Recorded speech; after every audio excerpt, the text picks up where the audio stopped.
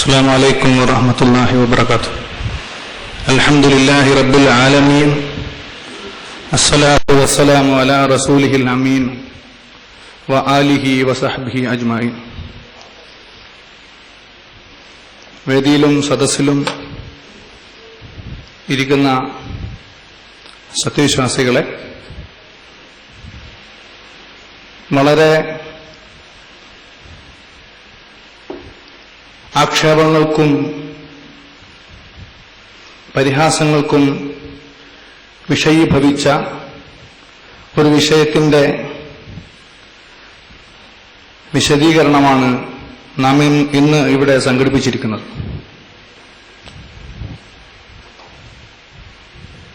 കഴിഞ്ഞ ഒരു വർഷക്കാലത്തിനിടയിൽ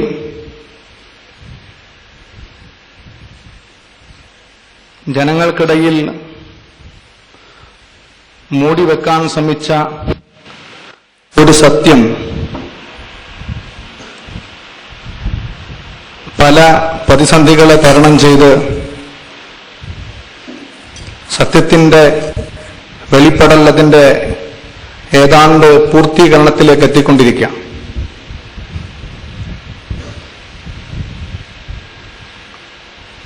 കഴിഞ്ഞ ജൂൺ 19 കൊച്ചിയിലും പിന്നീട് ജൂലൈ 3 തിരുവനന്തപുരത്തുമൊക്കെയായി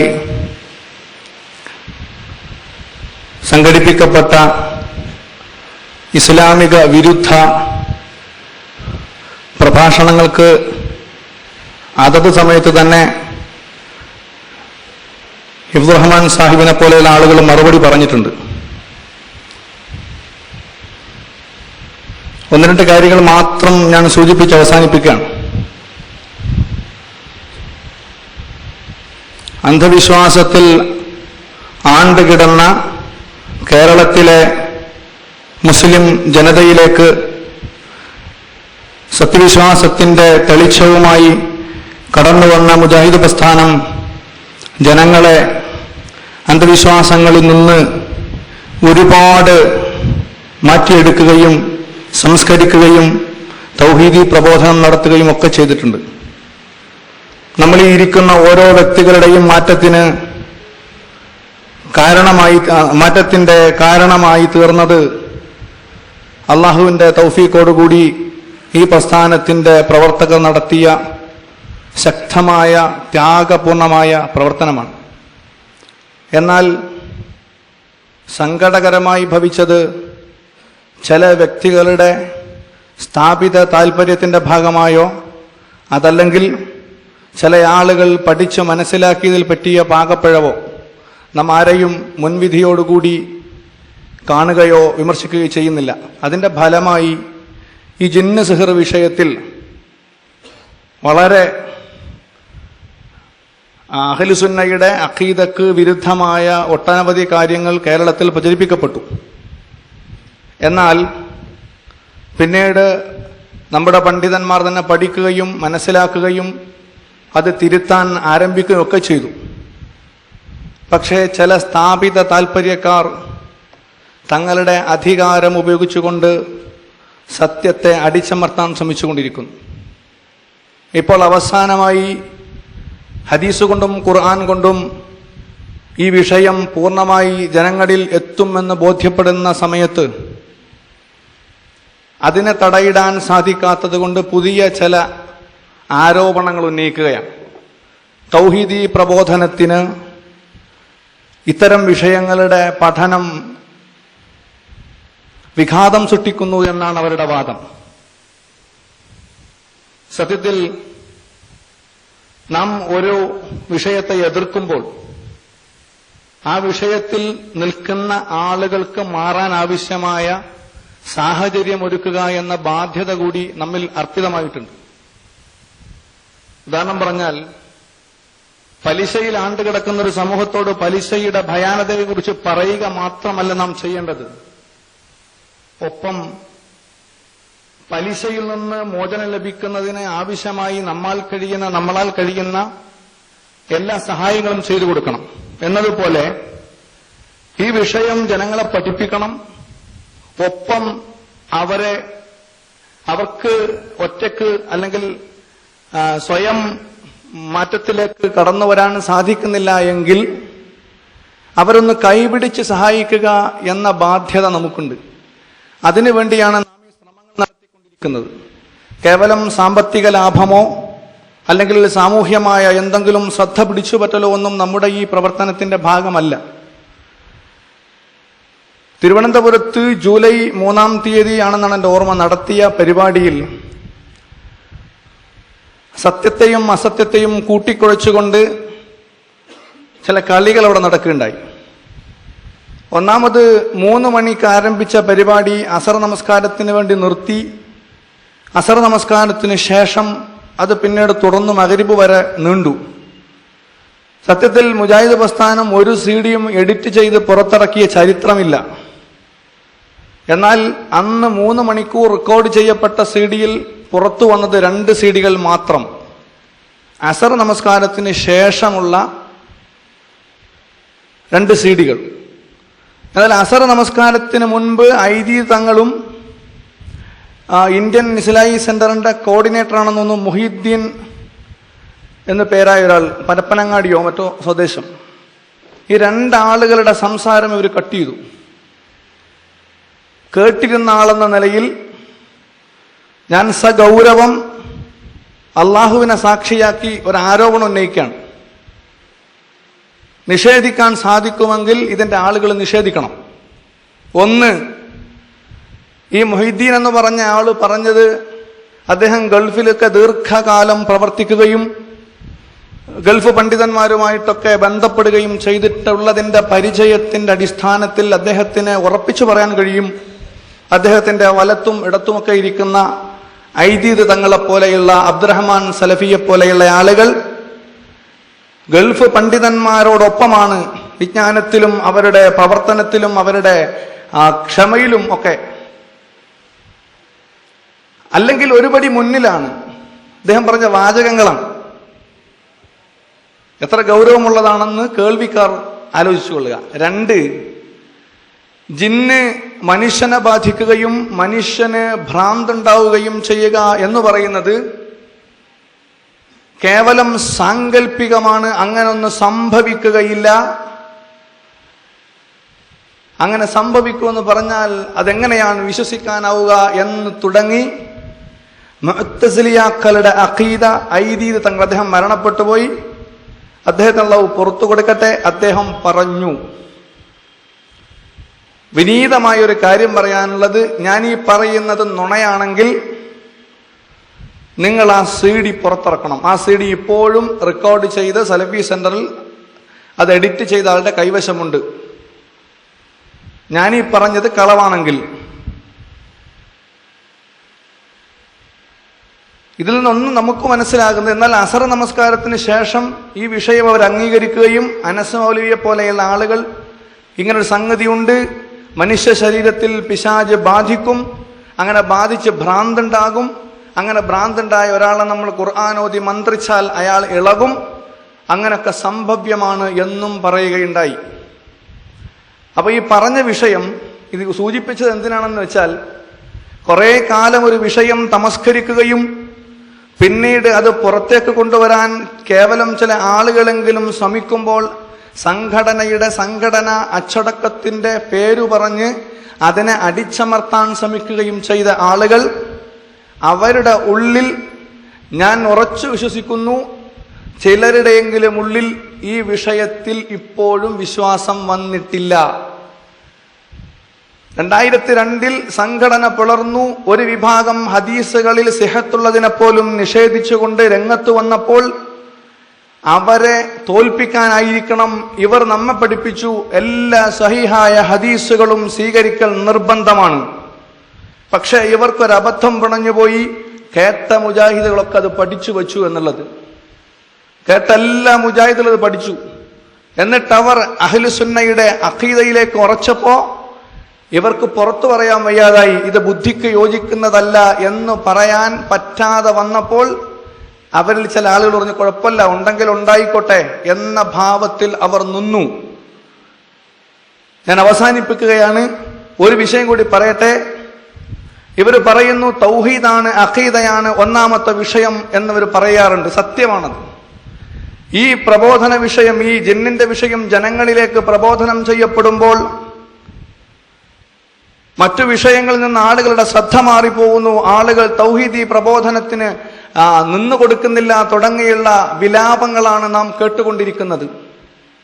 2001 ജൂൺ മാസമാണെന്നാണ് എൻ്റെ ഓർമ്മ. സംഘടന പിളരുന്നതിന് തൊട്ട് മുൻപ് പുളിക്കൽ വെച്ച് ചേർന്ന ജംഇയ്യത്തുൽ ഉലമയുടെ യോഗത്തിൽ KNMന്റെ ഭാഗത്തു നിന്നും മറുഭാഗത്തു നിന്നും ഈ 2 പ്രബന്ധങ്ങൾ അവതരിപ്പിക്കപ്പെടുകയും പരസ്പരം ആരോപണങ്ങൾ ഉന്നയിക്കുകയും ചർച്ച ചെയ്യുകയും ചെയ്ത ശേഷം അവരെടുത്ത തീരുമാനം ഒരു ചെറിയ ലഘുലേഖയായി അവർ പുറത്തിറക്കിയിട്ടുണ്ട്. അന്ന് ആ ലഘുലേഖയിൽ പറയുന്ന ഒന്നാമത്തെ കാര്യം, നമ്മുടെ തഫ്സീറുകളിലും നമ്മുടെ പുസ്തകങ്ങളിലും വന്നിട്ടുള്ള അഖീദാപരമായ തെറ്റുകൾ തിരുത്താൻ ഈ യോഗം തീരുമാനിക്കുന്നു. 2, കുട്ടിക്കാലം മുതൽ കുട്ടികളിൽ അഖീദ വളർന്നു വരുന്നതിനു വേണ്ടി മദ്രസ തലത്തിൽ തന്നെ അഖീദ പഠിപ്പിക്കാനും യോഗം തീരുമാനിച്ചു എന്ന് പറഞ്ഞ് 2 പക്ഷത്തെയും പ്രമുഖന്മാരായ മുഴുവൻ പണ്ഡിതന്മാരും ഒപ്പിട്ട് അക്കാലഘട്ടത്ത് ശാഖാ കമ്മിറ്റികളിലേക്ക് അയച്ചു കൊടുത്ത ആ പുസ്തകത്തിൽ പറയുന്ന കാര്യം ഒരു വരി പോലും ഇന്നുവരെ, 2001 വിട്ടു ഇന്ന് 2012 പകുതിയെത്തി, ഒരു വരി പോലും അവർ പാലിച്ചിട്ടില്ല.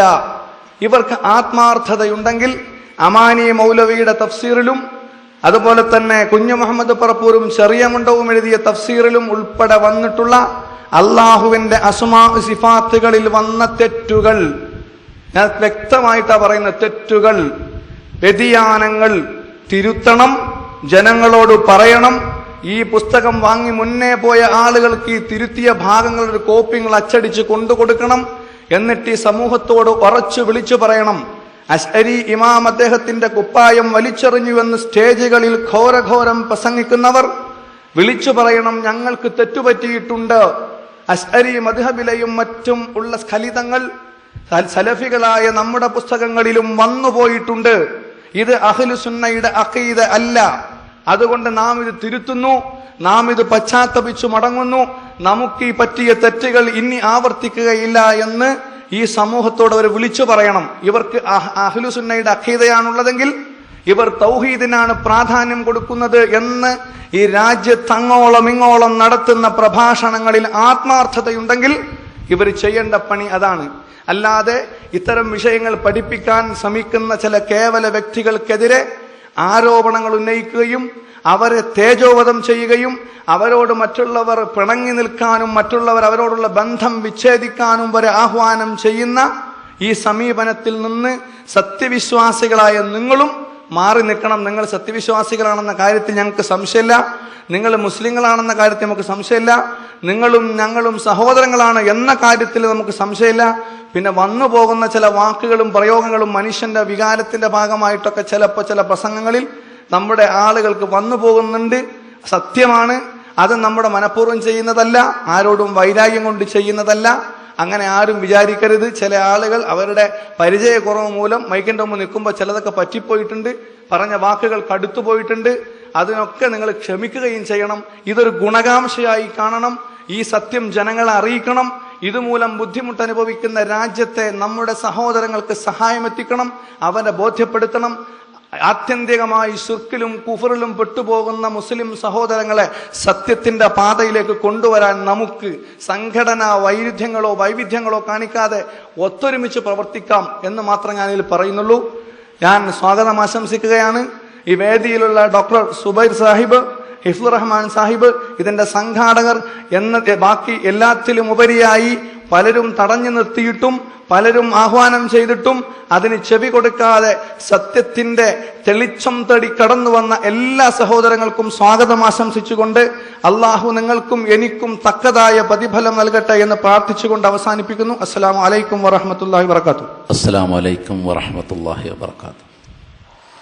ഇന്നൽ ഹംദലില്ലാഹ് നഹ്മദുഹു വനസ്തഈനുഹു വനസ്തഗ്ഫിറുഹു ونعوذ بالله من شرور أنفسنا ومن سيئات أعمالنا من يهده الله فلا مضل له ومن يضلله فلا هادي له وأشهد أن لا إله إلا الله وحده لا شريك له وأشهد أن محمدا عبده ورسوله اللهم صل على محمد وعلى آل محمد كما صليت على إبراهيم وعلى آل إبراهيم إنك حميد مجيد اللهم بارك على محمد وعلى آل محمد كما باركت على إبراهيم وعلى آل إبراهيم إنك حميد مجيد أما بعد فإن خير الحديث كتاب الله وخير الهدي هدي محمد صلى الله عليه وسلم وشر الأمور محدثاتها وكل محدثة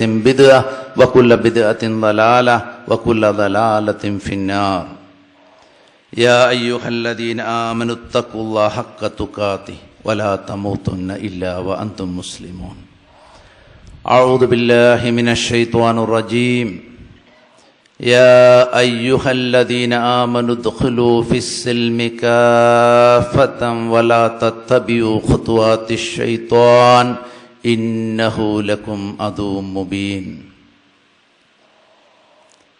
أعوذ بالله من الشيطان الرجيم إن الشيطان لكم عدو فاتخذوه عدوا إنما يدعو حزبه ليكونوا من أصحاب السعير ബഹുമാനരായ സത്യവിശ്വാസികളെ, സമീപകാലത്ത് കേരള മുസ്ലിങ്ങളുടെ ഇടയിൽ ഒരുപാട് ആശയക്കുഴപ്പമുണ്ടാകുകയും അഭിപ്രായ വ്യത്യാസമുണ്ടാകുകയും ആരോപണങ്ങളും പ്രത്യാരോപണങ്ങളുമൊക്കെയായി സ്റ്റേജുകൾ തോറും ജനങ്ങൾ തമ്മിൽ ഏറ്റുമുട്ടുന്ന, ജനങ്ങളും പണ്ഡിതന്മാരും തമ്മിൽ ഏറ്റുമുട്ടുന്ന ഒക്കെ സാഹചര്യമുണ്ടായ ഒരു വിഷയമാണ് ഇന്നിവിടെ നാം ചർച്ച ചെയ്യുന്നത്. ഈ വിഷയത്തിൽ സംസാരിക്കാനായി പുറപ്പെട്ട എന്നെ, ഞാൻ എൻ്റെ വീട്ടിൽ നിന്ന് പുറപ്പെടുമ്പോൾ തന്നെ ആളുകൾ വന്ന് എന്നെ തടസ്സപ്പെടുത്തി. നിങ്ങളിതിന് പോകരുത്, ഇതൊരു ആത്മഹത്യാപരമായ പ്രവർത്തനമായിരിക്കും, നിങ്ങളോ കൂടെ ഇതിന് സഹകരിക്കുന്ന വ്യക്തി, അദ്ദേഹത്തെ ഞങ്ങൾക്ക് സ്വീകരിക്കാൻ സാധ്യമല്ല, നിങ്ങൾക്ക് വേണമെങ്കിൽ ഇവിടെ എറണാകുളത്ത് വേണ്ട പരിപാടി വെക്കാം, നിങ്ങൾക്ക് ജനങ്ങളോട് കാസർഗോഡ് മുതൽ തിരുവനന്തപുരം വരെ ഈ വിഷയം സംസാരിക്കാൻ വേദികളുണ്ടാകും എന്നെല്ലാം പറഞ്ഞ് ഈ മഞ്ചേരിയിലെ പരിപാടിയിൽ നിന്ന് പിന്തിരിപ്പിക്കാനായി പലരും ശ്രമിച്ചു. ഞാൻ അവരോടൊക്കെ പറഞ്ഞ കാര്യം എന്തെന്ന് വെച്ചാൽ, ഈ വിഷയത്തിൽ എന്നെ അവർ ക്ഷണിച്ചു, നിങ്ങൾ ജനങ്ങളോട് ഈ വിഷയം സംസാരിക്കണമെന്ന് ആവശ്യപ്പെട്ടു. ആ ആവശ്യപ്പെട്ട ആളുകളുടെ അഖീദ ഈ വിഷയത്തെ സംബന്ധിച്ചിടത്തോളം സത്യമാണ് എന്നും അവരെ ആരൊക്കെയാണോ എതിർക്കുന്നത് അവരുടെ അഖീദ തെറ്റാണ് എന്നും എനിക്ക് ബോധ്യമുള്ളതുകൊണ്ട് ഞാൻ അവരുടെ ക്ഷണം സ്വീകരിച്ചുകൊണ്ട് ഈ പരിപാടിക്ക് പോകുമെന്നാണ്. ഇവിടെ 10 വർഷങ്ങൾക്ക് മുമ്പ് ഞാൻ ഈ വിഷയത്തെക്കുറിച്ച് സംസാരിക്കാനിടയുണ്ടായി. സത്യം പറഞ്ഞാൽ ഒരു മതത്തിൻ്റെ കീഴിലെന്ന് പോലുമല്ല ഞാൻ ഈ വിഷയം പഠനം തുടങ്ങിയത്. കാരണം ഞാനന്നൊരു കേവല നാമധാരി മുസ്ലിം മാത്രമായിരുന്നു. എൻ്റെ അടുത്ത് വന്ന ചില രോഗികളുടെ അവസ്ഥകളെക്കുറിച്ചുള്ള എൻ്റെ പഠനം, മനുഷ്യരോഗത്തിൻ്റെ ചില നിഗൂഢ വശങ്ങളെക്കുറിച്ചുള്ള എൻ്റെ പഠനം, അതാണ് എന്നെ ഈ വിഷയത്തിലേക്ക് എന്നെ ആകർഷിച്ചത്. എൻ്റെ ക്ലിനിക്കിൽ വന്ന ഒരു കുട്ടി, ആ കുട്ടിയെ ചികിത്സിക്കാൻ വേണ്ടി വന്നതല്ല, എന്നോട് പറഞ്ഞത്, ഡോക്ടർ നീ കുട്ടിയൊന്ന് ഉറക്കിത്തരണം, ഞങ്ങൾക്കൊരു സ്ഥലം വരെ കൊണ്ടുപോകാനാണ്. ഏകദേശം ഒരു 12-14 വയസ്സുള്ള ഈ കുട്ടിയെ ഉറക്കുക എന്നുള്ളത് വൈദ്യശാസ്ത്രം സംബന്ധിച്ചോളം അത് നിസ്സാരമാണെന്ന് മനസ്സിലാക്കിക്കൊണ്ട് ഞാൻ ആ കുട്ടിക്ക് ഉറങ്ങാനുള്ള ടാബ്ലറ്റ് കൊടുത്തു. ഉറങ്ങാനുള്ള ടാബ്ലറ്റ് കൊടുത്ത ഗുളികയുടെ സമയം കഴിഞ്ഞിട്ടും ഉറക്കം വരാതെ വന്നപ്പോൾ ഞാൻ അതിൻ്റെ ഒരു ഇഞ്ചക്ഷൻ കൊടുത്തു. ആ ഇഞ്ചക്ഷൻ ഫലപ്രദമല്ല എന്ന് കണ്ടപ്പോൾ ഞാൻ ഇനി ഇഞ്ചക്ഷൻ മരുന്നുകൾ കൊടുത്താൽ കുട്ടിക്ക് വല്ല അപകടം സംഭവിക്കുമെന്ന് കരുതിക്കൊണ്ട് ഈ മരുന്നുകളുടെ ദൂഷ്യഫലം കൊണ്ടെങ്കിൽ പരിഹരിക്കുന്നതും ഒപ്പം ഉറക്കം വരുന്നതുമായ മറ്റൊരു ഇഞ്ചക്ഷൻ കൊടുത്തു. മണിക്കൂറുകൾ കാന്നിരുന്നും കുട്ടി ഉറങ്ങുന്നില്ല എന്ന് മാത്രമല്ല, എനിക്ക് വലിയൊരു തലവേദനയായി കുട്ടി മാറി. ആകെ പ്രശ്നം പകൽ സമയത്ത് ഈ കുട്ടിയുടെ പ്രശ്നങ്ങൾ, രാത്രി ഉറങ്ങാൻ സാധിക്കുന്നില്ല. 2-3 ദിവസം കഴിഞ്ഞപ്പോൾ ഞാൻ അവരോട് പറഞ്ഞു, ഞാനൊരു കാര്യം ചെയ്യാം, ഞാനിപ്പോൾ 2-3 ദിവസമായല്ലേ കുട്ടിയെ കാണുന്നത്, ഈ കുട്ടിയും കൂട്ടി നമുക്ക് കോട്ടയം മെഡിക്കൽ കോളേജിൽ പോകാം. ഞാനന്ന് കോട്ടയത്തടുത്താണ് പ്രാക്ടീസ് ചെയ്യുന്നത്, ഞാനും കൂടെ നിങ്ങളുടെ കൂടെ വരാം. എന്നിട്ട് ഈ സംഭവിച്ചതൊക്കെ, കാരണം എൻ്റെ മനസ്സിലാഗ്രഹം ഈ കുട്ടിയെ ക്ലിനിക്കിൽ നിന്ന് ഒഴിവാക്കുക എന്ന് മാത്രമായിരുന്നു. കാരണം എനിക്ക് പ്രാക്ടീസ് ചെയ്യാൻ പറ്റാത്ത അവസ്ഥയായി. അപ്പോൾ അവരെൻ്റെ അടുത്ത് റിപ്പോർട്ടിൽ കാണിച്ചിട്ട് പറഞ്ഞു, ഡോക്ടർ ഒരുപാട് കാലമായി ഞങ്ങൾ ഈ കുട്ടിയെ പലയിടത്തും കാണിച്ച് കോട്ടയം മെഡിക്കൽ കോളേജ് ചികിത്സയെല്ലാം കഴിഞ്ഞതാണ് എന്ന് പറഞ്ഞ് അങ്ങനെ എനിക്ക് ആ കുട്ടിയെ ഒഴിവാക്കാനും പറ്റാത്ത സ്ഥിതിയായി. ഒരു ദിവസം അവർ വന്ന് പറഞ്ഞു, ഞങ്ങൾ ഒരു അച്ഛൻ്റെ അടുത്ത് കുട്ടിയെ കൊണ്ടുപോവാണ്, നാളെ രാവിലെ ഞങ്ങൾ കൊണ്ടുപോയിക്കട്ടെ എന്ന് ചോദിച്ചപ്പോൾ ഞാൻ പറഞ്ഞു, നിങ്ങൾ എപ്പോൾ വേണമെങ്കിൽ നിങ്ങൾ കൊണ്ടുപോയിക്കോളൂ, എന്നോട് പറയണമെന്നില്ല എന്ന് പറഞ്ഞു. അങ്ങനെ കുട്ടിയെ ഒരച്ഛൻ്റെ അടുത്ത് കൊണ്ടുപോയി, പാലായ്ക്കടുത്തുള്ള അച്ഛൻ്റെ അടുത്ത്. അച്ഛൻ്റെ അടുത്ത് നിന്ന് കുട്ടിയെ തിരിച്ചു കൊണ്ടുവന്നു. ആ കുട്ടി കംപ്ലീറ്റ് നോർമലായ ബിഹേവിയറായിരുന്നു. വാസ്തവത്തിൽ എന്നെ സംബന്ധിച്ചോളം എനിക്ക് ഒരുപാട് അത്ഭുതം തോന്നി, എന്താണ് ഈ കുട്ടിയിൽ സംഭവിച്ചത്. അങ്ങനെ ഇരിക്കുന്ന അവസരത്തിലാണ് ഒരു തങ്ങളുമായി ബന്ധപ്പെടാനുള്ള സാഹചര്യം ഉണ്ടായത്. ആ തങ്ങളെടുത്ത് പോകാനുള്ള കാരണം എന്തെന്ന് വെച്ചാൽ, എൻ്റെ പരിചയത്തുള്ള ഒരാളുടെ കുറച്ച് പൈസ നഷ്ടപ്പെട്ടു. ആ പൈസ ആരാണ് എടുത്തതെന്ന് അറിയാൻ വേണ്ടി പോവുകയാണ്. അപ്പോൾ കാറിൽ സ്ഥലമുണ്ടായിരുന്നതുകൊണ്ട് ഞാനും അതിൽ കയറി. അങ്ങനെ ആ തങ്ങളെടുത്ത് ചെന്നു. ഒരുപാട് ആളുകൾ കൂട്ടം കൂടി നിൽക്കുന്നുണ്ട്. ഓരോരുത്തർ ഊഴം വരുന്നതനുസരിച്ച് ഞങ്ങളുടെ കക്ഷിയുടെ ഊഴം വന്നു. അപ്പോൾ പറഞ്ഞു, ഇന്ന ആൾ ആണ് എടുത്തത്, നിങ്ങളെ കടയിൽ ജോലി ചെയ്യുന്ന ആളാണ്, മകളുടെ കല്യാണം ആവശ്യമാണെന്നെല്ലാം പറഞ്ഞുകൊണ്ട് അങ്ങനെ വിഷയം എടുത്തു. അപ്പോൾ ഇതിലെനിക്ക് അത്ഭുതം തോന്നിയപ്പോൾ ഞാൻ എൻ്റെ ഒരു കാര്യങ്ങൾ അറിയാമെന്നുള്ള കാര്യത്തിൽ ഞാൻ 100 രൂപ കൊടുത്ത് ഞാനവിടെ ഇരുന്നു. എൻ്റെ കുറേ കാര്യങ്ങളൊക്കെ പറഞ്ഞു. എനിക്ക് പോലും അറിയാത്ത കാര്യങ്ങളായിരുന്നു. വീട്ടിൽ ചെന്ന് ചോദിച്ചപ്പോഴാണ് ഇതൊക്കെ സത്യമാണെന്ന് മനസ്സിലായത്. ഇതെന്നെ കൂടുതൽ അന്ധവിശ്വാസത്തിലേക്ക് ആഴ്ത്തി.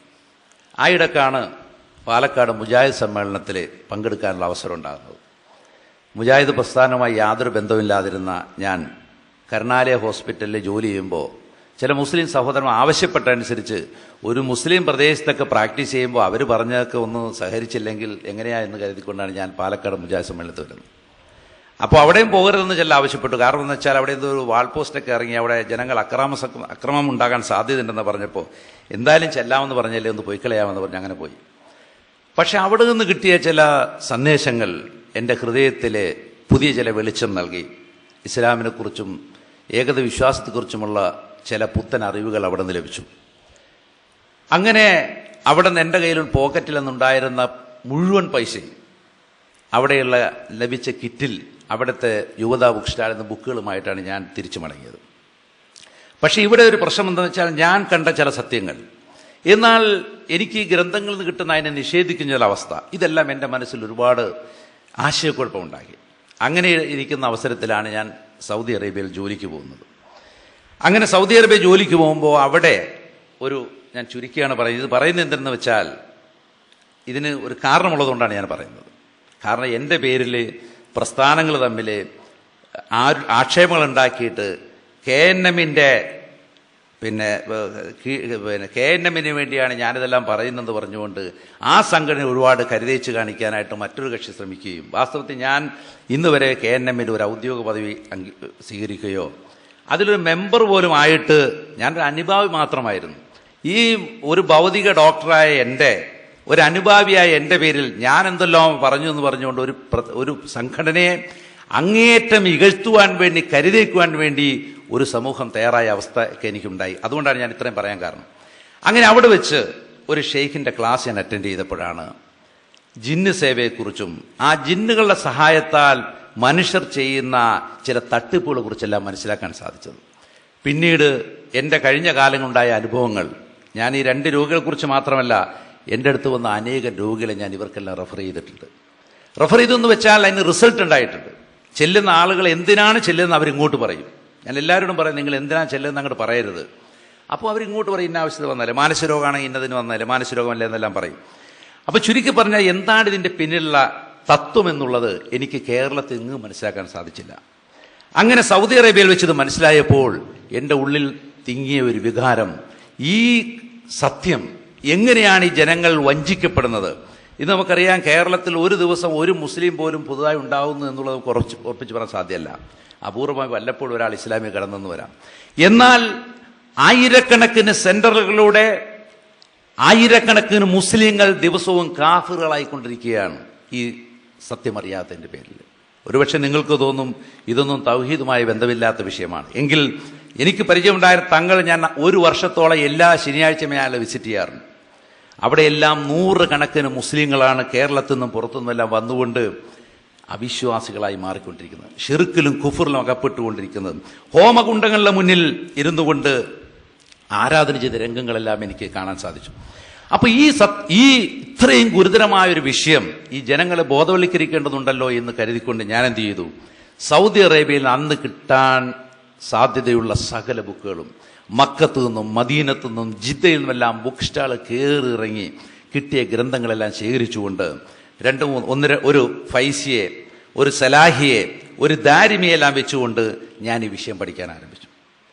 അപ്പൊ ഈ ദാരിമി സുന്നിയിൽ നിന്ന് വന്ന ആളാണല്ലോ. അദ്ദേഹം ഇങ്ങനെ പഠിപ്പിച്ചു വരുമ്പോഴൊക്കെ പറയും, ഡോക്ടറെ ഇതിപ്പോ നമ്മൾ ഞാനിപ്പോ പറഞ്ഞ ഇത് ഞാൻ പഴയതിൽ തന്നെയാണ് ആളുകൾ പറയുന്നത് എന്നെല്ലാം പറഞ്ഞുകൊണ്ട് ഓരോ കാര്യം പഠിപ്പിക്കാൻ അദ്ദേഹം കമന്റ് ചെയ്തുകൊണ്ടാണ് പഠിപ്പിക്കുന്നത്. അദ്ദേഹം പഠിപ്പിച്ച ഞാൻ അവരോട് പറയും, നിങ്ങൾ പെട്ടെന്ന് പഠിപ്പിച്ചു തരണം, അതിന് മൈക്ക് ഫിറ്റ് ചെയ്ത് കൊടുക്കും, കാസറ്റിലിട്ട് റെക്കോർഡ് ചെയ്യും, അവർ പോയി കഴിയുമ്പോൾ ഞാൻ ഈ പുസ്തകം വെച്ചിട്ട് കാസറ്റ് കേട്ടിരുന്ന് പഠിച്ചുകൊണ്ടിരിക്കും. അങ്ങനെ എങ്കിലും ഞാനിത് ആരോടും പുറത്ത് പറഞ്ഞിട്ടില്ല. അങ്ങനെ ഇരിക്കുന്ന അവസരത്തിലാണ് ഒരിക്കൽ റമദാനിൽ എറണാകുളം പുല്ലേപ്പടി മസ്ജിദിൽ അസർ നമസ്കരിക്കാൻ പോയപ്പോൾ അവിടെ അസർ നമസ്കാര ശേഷം ആരെക്കൊണ്ടെങ്കിലും ഒരു 5-10 മിനിറ്റ് ക്ലാസ് എടുപ്പിക്കും. എന്നെ കണ്ടപ്പോൾ അതിൻ്റെ ഭാരവാഹികൾ പറഞ്ഞു, ഒന്ന് ഡോക്ടർ 10 മിനിറ്റ് സംസാരിക്കാൻ പറഞ്ഞു. അങ്ങനെ സംസാരിച്ചപ്പോൾ പിശാചിനെ ബന്ധിച്ചിരുന്ന മാസമൊക്കെ ആണല്ലോ, അതിനെക്കുറിച്ചെല്ലാം പരാമർശിച്ചിട്ട് കൂട്ടത്തിൽ ഒരല്പം നമുക്കറിയാം 5-10 മിനിറ്റ് കൊണ്ട് എന്ത് സംസാരിക്കാൻ സാധിക്കും. സംസാരിച്ചപ്പോൾ അവിടെ ഉണ്ടായിരുന്ന ISM-ന്റെ ഒരു നേതാവ് അദ്ദേഹം എന്നോട് പറഞ്ഞു, ISM-ന്റെ ഒരു പരിപാടി നടക്കുന്നുണ്ട് പുന്നപ്രയിൽ, അതിൽ ഡോക്ടർ ഈ വിഷയം ഒന്ന് വിശദമായി പറയണമെന്ന് പറഞ്ഞുകൊണ്ട് 2000 മെയ് 21 ഞായറാഴ്ച നടക്കുന്ന പുന്നപ്രയിലെ ഒരു പരിപാടിയിലേക്ക് എന്നെ ക്ഷണിച്ചു. അവിടെ വെച്ചാണ് ആദ്യമായി ഈ വിഷയം പൊതുജന മധ്യത്തിൽ സംസാരിക്കുന്നത്. ആ ക്ലാസ് ഒരുക്കി തന്നത് ഹുസൈൻ മടവൂർ സാഹിബിന്റെ നേതൃത്വത്തിലുള്ള ISM-ആണ്. KNM ഔദ്യോഗികമായിട്ട് ഇതുവരെ ഒരു പരിപാടി എനിക്ക് വേണ്ടിയിട്ട് അറേഞ്ച് ചെയ്ത് തന്നിട്ടില്ല. ഈ ISM-ആണ് ആദ്യമായി വിഷയം പറയുവാനായിട്ട് എനിക്ക് അവസരം നൽകിയത്. ആ ക്ലാസ് 11 മുതൽ 12:30 വരെ ആയിരുന്നു. അതിനുശേഷം നടന്ന ക്ലാസ് CM മൗലവിയുടേതായിരുന്നു. അതിനുശേഷം നടന്നത് CP ഉമർ സുല്ലമിയുടേതായിരുന്നു. ഇവരെല്ലാം സദസ്സിലുണ്ട്. എങ്കിൽ അന്നവിടെ സംസാരിച്ച വിഷയത്തിൽ എന്തെങ്കിലും ഒരു തകരാറുണ്ടെങ്കിൽ, അല്ലെങ്കിൽ അത് യഥാർത്ഥ അഹ്ലുസുന്നത്ത് വൽ ജമാഅത്തിന്റെ അഖീദക്ക് വിരുദ്ധമാണെങ്കിൽ ആ കൂടിയ ജനങ്ങളോട് അന്ന് പറയണമായിരുന്നു. അത് പിറ്റേന്നത്തേക്ക് പോലും നീട്ടിവെക്കാൻ പാടില്ല. പക്ഷെ ആരും ഒന്നും പരാമർശിച്ചിട്ടില്ല. അതിനുശേഷം ഈ ക്ലാസ് കഴിഞ്ഞപ്പോൾ പല സ്ഥലത്തുനിന്നും അതിന്റെ നോട്ടീസുകളിലെ കോപ്പി കണ്ട് ഞാൻ സമയപരിധി കൊണ്ടൊന്നും കാണിക്കുന്നില്ല. അങ്ങനെ പല സ്ഥലത്ത് തൃശ്ശൂർ, മുടപ്പല്ലൂർ, അന്തിക്കാട്, ഇങ്ങനെ പല സ്ഥലത്തും പിന്നെ വാടാനപ്പള്ളി, ഇങ്ങനെ പല സ്ഥലങ്ങളിലായിട്ട് ക്ലാസ്സുകൾ. ഇതെല്ലാം ചെറിയ ചെറിയ ക്ലാസ്സുകളാണ്, വലിയ വലിയ ക്ലാസ്സുകളല്ല, കുറഞ്ഞ അംഗങ്ങൾ മാത്രം ക്ലാസ്. ഈ ക്ലാസ് എല്ലാം കഴിഞ്ഞ് ഒരിക്കൽ അരീക്കോട് അറബി കോളേജിൽ വെച്ചിട്ട് ഒരു ക്ലാസ് കിടന്നു. എനിക്കറിയാം എൻ്റെ സദസ്സിലിരിക്കുന്ന ആളുകൾ മതത്തെക്കുറിച്ച് എന്നേക്കാൾ വിജ്ഞാനമുള്ളവരും അറബി ഭാഷയിൽ നൈപുണ്യമുള്ള ആളുകളാണ് എൻ്റെ മുന്നിരിക്കുന്ന ബോധത്തോടു തന്നെയാണ് ഞാൻ അന്ന് ഈ വിഷയം സംസാരിച്ചത്. ആ വിഷയം സംസാരിച്ചു കഴിഞ്ഞപ്പോൾ ബഷീർ പട്ടേൽ താഴത്തെ നേതൃത്വത്തിൽ ചിലർ വന്നതിനോട് പറഞ്ഞു, ഡോക്ടർ നിങ്ങൾ ഈ പണി നിർത്തണം, മുജാഹിദ് പ്രസ്ഥാനം വർഷങ്ങളായി ഉണ്ടാക്കിയെടുത്ത നേട്ടമാണ് നിങ്ങൾ ഈ തകർത്ത് കളയുന്നത്, അതുകൊണ്ട് നിങ്ങൾ ഈ പരിപാടി അവസാനിപ്പിക്കണമെന്ന് പറഞ്ഞു. ഞാൻ പറഞ്ഞു, എനിക്ക് സത്യമെന്ന് തോന്നിയ ഒരു കാര്യം ഞാൻ പറയും, അതിന് ഞാനൊരു പ്രസ്ഥാനത്തെക്കുറിച്ച് പരിഗണിക്കാറില്ല. അതുകൊണ്ട് നിങ്ങൾക്കൊരു കാര്യം ചെയ്യാമല്ലോ, ജമിയത്തുൽ ഉലമയുണ്ടല്ലോ, അവരിന്ന് 10 പണ്ഡിതന്മാരെ സംഘടിപ്പിച്ചിട്ട് ആ പണ്ഡിതന്മാരെ മുന്നിൽ വെച്ച് എന്നെ നിങ്ങൾ വിചാരണ ചെയ്യുക, എന്താണ് പറയാനുള്ളത് അവരുടെ മുന്നിൽ പറയിപ്പിക്കുക. അല്ല എന്റെ ക്ലാസ് കേൾക്കാൻ പറഞ്ഞതല്ല പറഞ്ഞത്, എന്നെ വിചാരണ ചെയ്യുക. എന്നിട്ട് ആ 10 പണ്ഡിതന്മാരും കൂടി പറയുകയാണ്, ഇന്ന കാരണങ്ങളാൽ ഈ വിഷയം പറയുന്നത് നിഷിദ്ധമാണ്, ഹറാമാണെന്ന് പറഞ്ഞാൽ അന്ന് ഞാൻ ആ പരിപാടി നിർത്തും എന്ന് പറഞ്ഞു. അങ്ങനെ ബഷീർ പട്ടേൽ താഴം 5 പണ്ഡിതന്മാരെ കൊണ്ടുവരാമെന്ന് പറഞ്ഞു പോവുകയും, ജമാൽ ചെറുവാടി 5 പണ്ഡിതന്മാരെ കൊണ്ടുവരാമെന്ന് പറഞ്ഞു പോവുകയും, കോഴിക്കോട് ഒരു ഹാൾ അതിനുവേണ്ടി ബുക്ക് ചെയ്യാമെന്ന് തീരുമാനിക്കുകയും അങ്ങനെ പിരിഞ്ഞു പോവുകയും ചെയ്തു. അങ്ങനെ കുറച്ച് ദിവസം കഴിഞ്ഞപ്പോൾ ജമാൽ ചെറുവാടി വന്നിട്ട് പറഞ്ഞു, ഞാൻ ആദ്യം കണ്ടത് അബ്ദുറഹ്മാൻ സലഫിയാണ്. അദ്ദേഹം പറഞ്ഞു, എനിക്ക് ഈ വിഷയത്തിൽ സംശയമൊന്നുമില്ല, നിങ്ങൾ സംശയമുള്ളവർ വിളിച്ചു എന്ന് പറഞ്ഞു ഒഴിഞ്ഞു പറഞ്ഞു. പിന്നെ ബഷീർ പട്ടേത്താഴം വന്നിട്ട് പറഞ്ഞു, ഞാൻ സയ്യിദ് ഫാറൂഖിനെ കണ്ടു, ഡോക്ടറെ ഒരുപാട് കാര്യങ്ങൾ പുള്ളി പറഞ്ഞ് ഞാൻ ആകെ പേടിച്ചു പോയി എന്ന് പറഞ്ഞിട്ട് പുള്ളിയും അതോടെ അന്വേഷണം നിർത്തി. എന്നിട്ട് എന്നോട് പറഞ്ഞു, നിങ്ങൾ 10 കാസറ്റ് തരികയാണെങ്കിൽ ഞാൻ 10 പേർക്ക് കൊടുക്കാം. ഞാൻ പറഞ്ഞു അത് റെക്കോർഡ് ചെയ്തുകൊണ്ടെന്ന് എനിക്ക് അറിഞ്ഞുകൂടാ, ഞാൻ റെക്കോർഡ് ചെയ്തിട്ടില്ല എന്ന് പറഞ്ഞ് അങ്ങനെ പോയി. പിന്നീട് ഒരു സംശയം നിവാരണത്തിന് വേണ്ടിയിട്ട് ഒരു കാറ് വിളിച്ച് ബഷീർ പട്ടേത്താഴം അടക്കം ഞങ്ങൾ KC അബൂബക്കർ മൗലവിയെ കണ്ടു. പിന്നീട് TC ചാലിശ്ശേരിയെ പിന്നെ പട്ടാമ്പിയിൽ പോയി കണ്ടു. ജിന്നുബാധയേറ്റ ചില വീടുകൾ സന്ദർശിച്ചു. ഇങ്ങനെയെല്ലാം ചെയ്ത് അങ്ങനെ ആ വിഷയം അവിടെ നിർത്തി. ഞാൻ കേരളത്തിലെ പല ആളുകളോടും പറഞ്ഞു, നിങ്ങൾ ഏതെങ്കിലും പണ്ഡിതന്മാരെ വിളിച്ച് നമുക്കൊന്ന് ചർച്ച ചെയ്യാം. ഞാൻ സക്കരിയ സലായിക്കും സലാഹുദ്ദീൻ മദനിക്കും ഓരോ ബുക്കുകൾ കൊടുത്തിട്ട് പറഞ്ഞു, മൗലവി നിങ്ങളിതൊന്ന് വായിക്കണം, നമുക്കൊന്ന് ചർച്ച ചെയ്യണം. സക്കരിയ സലായി 1 കൊല്ലം കഴിഞ്ഞപ്പോൾ ശേഷം പറഞ്ഞു, ഞാനത് വായിച്ചിട്ടില്ല എന്നൊരു സദസ്സിൽ വെച്ച് പറഞ്ഞു. സലാഹുദ്ദീൻ മദനി 2-3 വർഷം കഴിഞ്ഞിട്ടാണ് ആ ബുക്ക് വായിക്കാതെ തിരിച്ചു തന്നത്. ഇങ്ങനെയുള്ള ഈ സാഹചര്യത്തിൽ കേരളത്തിൽ നടക്കുന്നില്ല എന്ന് കണ്ടപ്പോൾ ഒരിക്കൽ ഹുസൈൻ മടവൂർ മൗലവി റാബക്കിൽ വെച്ച് വന്നപ്പോൾ ഞാൻ അദ്ദേഹത്തെ പോയി കണ്ടിട്ട് പറഞ്ഞു, മൗലവി നമ്മുടെ നാട്ടിൽ ആകെ ഒരു പ്രശ്നമാണല്ലോ ഇതിൻ്റെ പേരിൽ. ഞാനൊരു പണ്ഡിതനെ സംഘടിപ്പിച്ചിട്ടുണ്ട്. മൗലവി തയ്യാറാകണമെങ്കിൽ അദ്ദേഹവുമായി നമുക്കൊരു ചർച്ച വെച്ചിട്ട് ഈ ചർച്ച നമ്മുടെ കേരളത്തിലെ ജനങ്ങളെ കാണിച്ചു കൊടുക്കണം. അദ്ദേഹം ഒരു സദസ്സിൽ വെച്ചിട്ട് പരസ്യമായിട്ടാണ് എന്നോട് പറഞ്ഞു, ഞാനിത് തയ്യാറല്ല, ഞാനിത് വിശ്വസിക്കുന്നില്ല, സുന്നികൾ പോലും ഇതൊക്കെ കൈവിട്ടുകൊണ്ടിരിക്കുകയാണ്, അതുകൊണ്ട് എനിക്കിത് താല്പര്യമില്ല എന്ന് പറഞ്ഞുകൊണ്ട് ആ സദസ്സിൽ നിന്ന് എന്നെ പറഞ്ഞയച്ചു. അപ്പൊ ചുരുക്കി പറഞ്ഞാൽ ഒരു തരത്തിലൊരു ചർച്ചക്കാരൻ തയ്യാറല്ല. ഇങ്ങനെ അവസാനം എറണാകുളം ജില്ലയിലെ കുറച്ച് ആൾക്കാർ ഡോക്ടറെ, അപ്പൊ ഇതിനിടയിൽ എവിടെ വരെ എത്തിയെന്ന് വെച്ചാൽ കലൂർ സലഫിയില് വല്ലപ്പോഴും ഇമാമില്ലാത്ത സമയത്തെങ്ങാനും ഇമാമായിട്ട് എന്നെ നിർത്തിയാൽ പിന്നുന്ന ആളുകൾ കൊഴിഞ്ഞു പോകുന്ന അവസ്ഥ.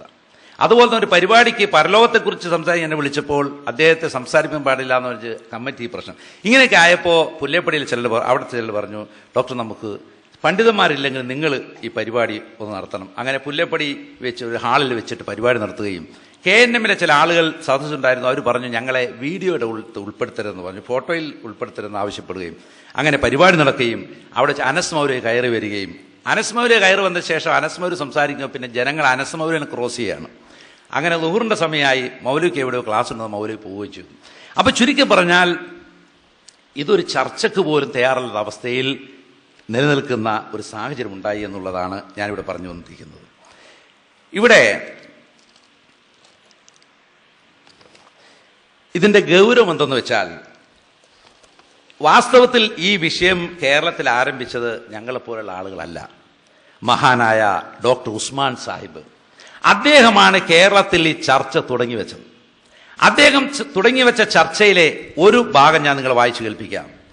ജിന്നിനെ പറ്റിയും ജിന്ന് വർഗത്തിൽപ്പെട്ട പിശാചിനെ പറ്റിയും വിശുദ്ധ ഖുർആൻ വളരെയധികം പ്രാധാന്യം കൊടുത്ത് ആവർത്തിച്ച് പ്രതിപാദിക്കുന്നുണ്ട്.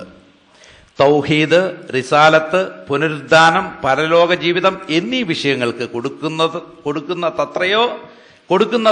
അത്രയോ അതിലധികമോ പ്രാധാന്യം ഈ വിഷയത്തിന് ഖുർആൻ നൽകുന്നുണ്ട്. തൗഹീദിനെ പോലെ, റിസാലത്തിനെ പോലെ, പരലോക ജീവിതത്തെ പോലെ എന്നല്ല, അതിനേക്കാൾ അധികം പ്രാധാന്യം, അതിലധികമോ പ്രാധാന്യം ഈ വിഷയത്തിന് ഖുർആൻ നൽകുന്നുണ്ട്. വെറും തമാശയ്ക്കോ സാഹിത്യ ആസ്വാദനത്തിന് വേണ്ടി അല്ല, അത് മനുഷ്യർക്ക് നേർമാർഗം പ്രാപിക്കുവാൻ ആവശ്യമായ ഒരു വിജ്ഞാനം എന്ന നിലയ്ക്കാണ് ഈ വിഷയം ആവർത്തിച്ചാവർത്തിച്ച് ഖുർആൻ പ്രതിപാദിച്ചിട്ടുള്ളത്. എന്നാൽ ആധുനിക ഇസ്ലാമിക പ്രബോധകന്മാരും പണ്ഡിതന്മാരും എഴുത്തുകാരുമെല്ലാം ഈ വിഷയത്തെ ഏറെക്കുറെ അവഗണിച്ച മട്ടാണ്. ഡിസംബർ 96 സൽസബിയിൽ അദ്ദേഹം എഴുതിയതാണ്. അപ്പൊ ഇതൊരു നിസ്സാര വിഷയമായിട്ട് നാം കാണരുത്. എന്ന് മാത്രമല്ല, നിങ്ങൾ വിശുദ്ധ ഖുർആൻ പരിശോധിച്ചാൽ കാണാൻ സാധിക്കും, സൃഷ്ടിപ്പിനെ കുറിച്ച്, വിചാരണയെക്കുറിച്ച് ഇതെല്ലാം പറയുന്നിടത്തെല്ലാം അള്ളാഹു മനുഷ്യരും ജിന്നിനെ ഒന്നിച്ചാ പറയുന്നത്. ഒമാ ഖലഖത്തുൽ ജിന്ന വൽ ഇൻസ ഇല്ലാ ലിയഅ്ബുദൂൻ. ജിന്നിനെയും മനുഷ്യരെയും എന്നെ ആരാധിക്കാൻ വേണ്ടിയല്ല സൃഷ്ടിച്ചിട്ടില്ല. വയൗമ യഹ്ശുറുൻ ജമിയ യാ മഅ്ശറൽ ജിൻ ഖദ് ഇസ്തക്സർതും മിനൽ ഇൻസ്. അവിടെ ജിന്നുകൾ മനുഷ്യരെ വഴിതെറ്റിച്ച കാര്യമാണ് പറയുന്നത്. ഖദ് ഇസ്തക്സർതും മിനൽ ഇൻസ് വഖാല ഔലിയാഉ മിനൽ ഇൻസ് റബ്ബന സ്തംതാ ബഅദുനാ ബിബഅദ് വബറഅനാ ജനല്ലദീ അജ്ജൽത ലനാ ഖാല അന്നാറു മസ്വാകും ഖാലിദീന ഫീഹാ ഇല്ലാ മാഷാ അല്ലാഹ്. അവിടെ കാലന്നാറു മസ്വാക്കും ഖാലിദീന ഫീഹാ, നിങ്ങൾ നരകത്ത് സ്ഥിരവാസികളായിരിക്കും എന്നാണ് പറയുന്നത്. എന്തുകൊണ്ട്? എന്താ ഇവർ തമ്മിൽ സുഖമെടുത്തത്? ഇതിനെക്കുറിച്ച് നമ്മൾ മനസ്സിലാക്കണ്ടേ. നാളെ നരകത്തിലേക്ക് പൊയ്ക്കോ എന്ന് പറയുമ്പോൾ ഇവർ തമ്മിലുള്ള ജിന്നും മനുഷ്യൻ തമ്മിലുള്ള എന്ത് സുഖമെടുപ്പാണ് നടത്തിയെന്ന് എങ്ങനെ അറിയാൻ സാധിക്കുക? മറ്റൊരു സ്ഥലത്ത് വിശുദ്ധ ഖുർആനിൽ കാണാൻ സാധിക്കും, വയോമ യഹ്ശുറുൻ ജമിയ, ثم يقول الملائكة أهؤلاء إياكم كانوا يعبدون. മലക്കുകളോട് ചോദിക്കും അല്ലാഹു ഉയർത്തെഴുന്ന നാളിൽ, നിങ്ങളെയാണോ ഇവർ ആരാധിച്ചു കൊണ്ടിരുന്നത്? കാലു സുബ്ഹാനക അൻത വലീനാ മിൻ ദൂനിഹിം ബൽ കാനൂ യഅ്ബുദൂനൽ ജിൻ. അവർ ജിന്നിനെയാണ് ആരാധിച്ചുകൊണ്ടിരുന്നത്. അക്സറുഹും ബിഹിം മുഅ്മിനൂൻ. അധികം പേരും അത് വിശ്വസിച്ചവരായിരുന്നു, അധികം മനുഷ്യരും. ആരാ ജിന്നിനെ കണ്ടിട്ടില്ലല്ലോ, പിന്നെ എങ്ങനെ ജിന്നിനെ ആരാധിക്കുന്നത്? ഇത് നമ്മൾ നാളെ മഹ്ശറ നിറഞ്ഞിട്ട് എന്താ നമുക്ക് പ്രയോജനം? നാം ഇപ്പൊ മനസ്സിലാക്കണ്ടേ? അള്ളാഹു പല സ്ഥലത്തും പറയുന്നത് കാണാൻ സാധ്യല്ല, അംല അന്ന ജഹന്നമ മിനൽ ജിന്നത്തി വന്നാസി അജ്മഈൻ. ജിന്നിനെ മനുഷ്യൻ കൊണ്ട് നരകം നിറക്കും. എല്ലായിടത്തും ഈ ജിന്നും മനുഷ്യൻ തമ്മിൽ പരസ്പരം ചേർത്തുകൊണ്ട്. അല്ലാതെ ജിന്നുകളെന്ന് പറഞ്ഞാൽ നമുക്കത് പഠിക്കേണ്ടതൊരു ആവശ്യമല്ല. അത് നമ്മുടെ ദൈവത്തിനൊക്കെ കോട്ടം തൊട്ടും നമ്മുടെ പ്രസ്ഥാനത്തിന് കോട്ടം തൊട്ടും എന്നെല്ലാം ചിന്തിക്കൊണ്ട് വിഷയമല്ല എന്നാണ് നാം മനസ്സിലാക്കേണ്ടത്. പക്ഷെ ഇവിടെ എന്ത് സംഭവിച്ചു എന്ന് വെച്ചാൽ, ഇവിടെ സംഭവിച്ചൊരു കാര്യമുണ്ട്. ഇത് ഞാൻ ആദ്യമേ നിങ്ങളോട് പറഞ്ഞു, ഇത് ഒരു സംഘടനയെ വിമർശിക്കാനോ ഒരു വ്യക്തികളെ തേജോധനം ചെയ്യാനോ ഒന്നുള്ള സദസ്സല്ല. അങ്ങനെയാണെങ്കിൽ അള്ളാഹുവിന്റെ വജ്ഹല്ല നാം ഉദ്ദേശിക്കുന്നത്. അള്ളാഹുവിന്റെ വജ്ഹ് ഉദ്ദേശിച്ച പ്രവർത്തനങ്ങൾ മാത്രമേ അള്ളാഹു സ്വീകരിക്കുകയുള്ളൂ, ബാക്കിയെല്ലാം വേസ്റ്റാണ് എന്നല്ല, ശിക്ഷാർഹമായിട്ട് വരികയും ചെയ്യും. അതുകൊണ്ട് തന്നെ ആത്മാർത്ഥമായി നിങ്ങൾ മനസ്സിലാക്കുവാൻ വേണ്ടിയാണ് ഇക്കാര്യം പറയുന്നത്. ഇവിടെ എന്ത് സംഭവിച്ചു എന്ന് വെച്ചാൽ, ഇന്ന് കേരളത്തില് മുസ്ലിങ്ങൾക്ക് ഈ വിഷയം പഠിക്കുവാൻ ലഭ്യമായിട്ടുള്ള സോഴ്സുകൾ, ആ ലഭ്യമായ സോഴ്സുകളിലൊന്നും തന്നെ ഈ വിഷയം കൃത്യമായി പഠിക്കാൻ സാധ്യമല്ല. അതിനുള്ള സോഴ്സ് ഇല്ല. എന്നാൽ ഞാൻ ഇപ്പോൾ ജോലി ചെയ്യുന്ന സൗദി അറേബ്യയിൽ അവിടുത്തെ ജനങ്ങൾക്ക് ഈ വിഷയത്തിൽ ഒരു സംശയവും ഇല്ല, ഒരു കൺഫ്യൂഷൻ ഇല്ല അവർക്ക്. അവിടെ പണ്ഡിതന്മാർക്ക് കൺഫ്യൂഷൻ ഇല്ല. അവിടെ ധാരാളം ഗ്രന്ഥങ്ങൾ ലഭ്യമാണ്. പക്ഷെ ആ ഗ്രന്ഥങ്ങളൊന്നും ഇവിടെ നമുക്ക് കൊണ്ടുവന്നിട്ട് കാര്യമില്ല. കാരണം ആ ഭാഷ മനസ്സിലാക്കി വിഷയം പഠിക്കാൻ സാധാരണ ജനങ്ങൾക്ക് സാധ്യമല്ല. പിന്നെ ആർക്കാ സാധിക്കുക? പണ്ഡിതന്മാർക്ക് സാധിക്കും. അവരാ ധർമ്മം നിർവഹിക്കണം. ഒരിക്കൽ സക്കറിയ സലായി ജിദ്ദയിൽ വന്നപ്പോൾ ഞാൻ പറഞ്ഞു, മൗലവി നിങ്ങളൊന്ന് ഒരു ചികിത്സിക്കുന്ന സ്ഥലത്തൊന്ന് വന്ന് കാണണം, എന്താണ് നടക്കുന്നതെന്ന് കണ്ടിട്ട് ഞങ്ങൾക്ക് പറഞ്ഞതാ. അങ്ങനെ അവിടുത്തെ ആ പണ്ഡിതനോട് ഞാൻ പറഞ്ഞു, ഇങ്ങനെ കേരളത്തിലുള്ള ഒരു പണ്ഡിതനാണ്, ഈ ഇതൊന്ന് കാണാൻ ആഗ്രഹമുണ്ടെന്ന് പറഞ്ഞു. അങ്ങനെ സക്കറിയ സലായി കൂട്ടി ഞാൻ ആ പണ്ഡിതന്റെ സദസ്സിൽ ചെന്നു. അവിടെ നടക്കുന്ന കാര്യങ്ങൾ അദ്ദേഹം കണ്ടു. അതായത് മറിഞ്ഞു വീണ ആളുടെ വയറ്റത്ത് കയറി നിന്നുകൊണ്ട് വലിയ പൈപ്പിനടിക്കുന്ന രംഗമൊക്കെ കണ്ട് ആ ചികിത്സാ സ്ഥലത്ത് നടക്കുന്ന കാര്യം കണ്ടു കഴിഞ്ഞപ്പോൾ സെക്രട്ടറി സാർ പറഞ്ഞു, അപ്പൊ നമ്മൾ പറഞ്ഞതൊക്കെ പലതും തിരുത്തണമല്ലോ എന്ന് പറഞ്ഞുകൊണ്ട് ഹാളിൽ നിന്ന് പുറത്തു വന്നു.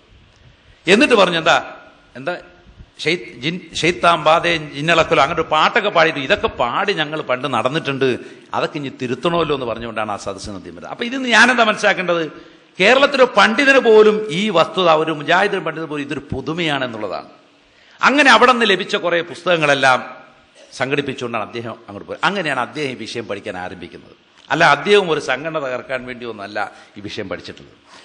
അപ്പൊ ഇവിടെ എന്ത് സംഭവിച്ചു എന്ന് വെച്ചാൽ, ഈ വിഷയത്തെക്കുറിച്ച് മഹാനായ അമാനി മൗലവി പറഞ്ഞു എന്ന സൂറത്ത് ഫലക്കിന്റെ വ്യാഖ്യാനത്തിൽ പറഞ്ഞ ഒരു സെന്റൻസ് ഞാൻ നിങ്ങൾ വായിച്ചു. ഇതിനെപ്പറ്റി ഇവിടെ കൂടുതൽ സംസാരിക്കുവാൻ ഉദ്ദേശിക്കുന്നില്ല. മർഹൂം അലാമ സെയ്ദ് ഖുത്തുബിന്റെ ഒരു പ്രസ്താവന കൊണ്ട് തൽക്കാലം മതിയാക്കാം. ഇവിടെയാണ് നമുക്ക് പറ്റിയ തയ്യാറാണ്. നമ്മൾ പറഞ്ഞ ഫിനിഷിംഗ് പോയിന്റ്, നമ്മൾ നിർത്തിവെച്ച സ്ഥലം ലോകത്തിലെ ഒരു സലഫി പണ്ഡിതനും അംഗീകരിക്കാത്ത പോയിന്റിലാണെന്നുള്ളതാണ്. ഇവിടെ ഉസൂൽ തഫ്സീർ എന്ന് പറഞ്ഞുകൊണ്ട് ഒരു പുസ്തകം, ഇത് ഡോക്ടർ ബിലാൽ ഫിലിപ്സ് എഴുതിയതാണ്, സൗദി അറേബ്യയിൽ പ്രിന്റ് ചെയ്യുന്നതാണ്. ഈ സൗദി അറേബ്യയിൽ പ്രിന്റ് ചെയ്യുന്ന പുസ്തകങ്ങളുടെ പ്രത്യേകത എന്താ വെച്ചാൽ, അവിടെ സത്യത്തിന് വിരുദ്ധമായി ഒന്നും പ്രിന്റ് ചെയ്യാൻ പറ്റില്ല.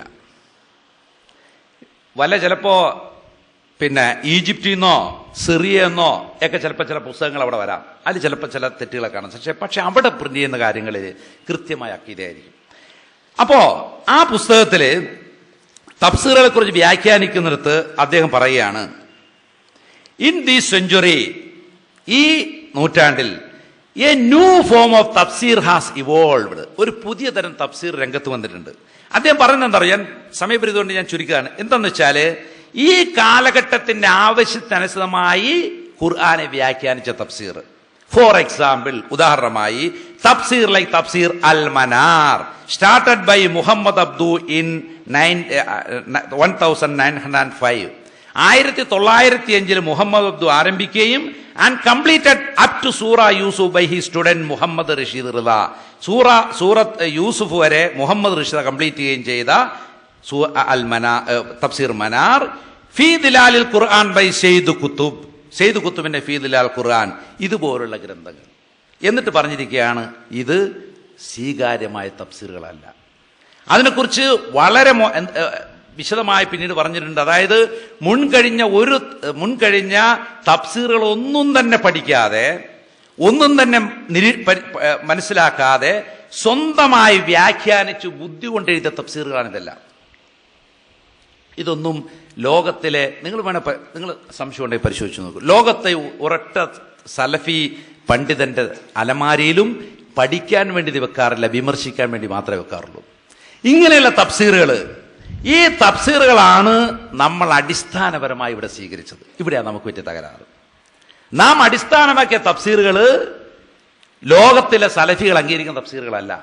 പക്ഷെ അത് നമ്മുടെ പണ്ഡിതന്മാരെ കുറ്റം പറയാൻ സാധ്യമല്ല. ലോകത്ത് മൊത്തമുണ്ടായ ഇസ്ലാമിക നവോത്ഥാനത്തിന്റെ കാറ്റ് കേരളത്തിലും ആഞ്ഞടിച്ചപ്പോ അവരത് സ്വീകരിച്ചു. പക്ഷെ സോഴ്സിനെ കുറിച്ചൊരു പഠനം നടത്താൻ അവർക്ക് സാധിച്ചില്ല എന്നുള്ളതാണ്.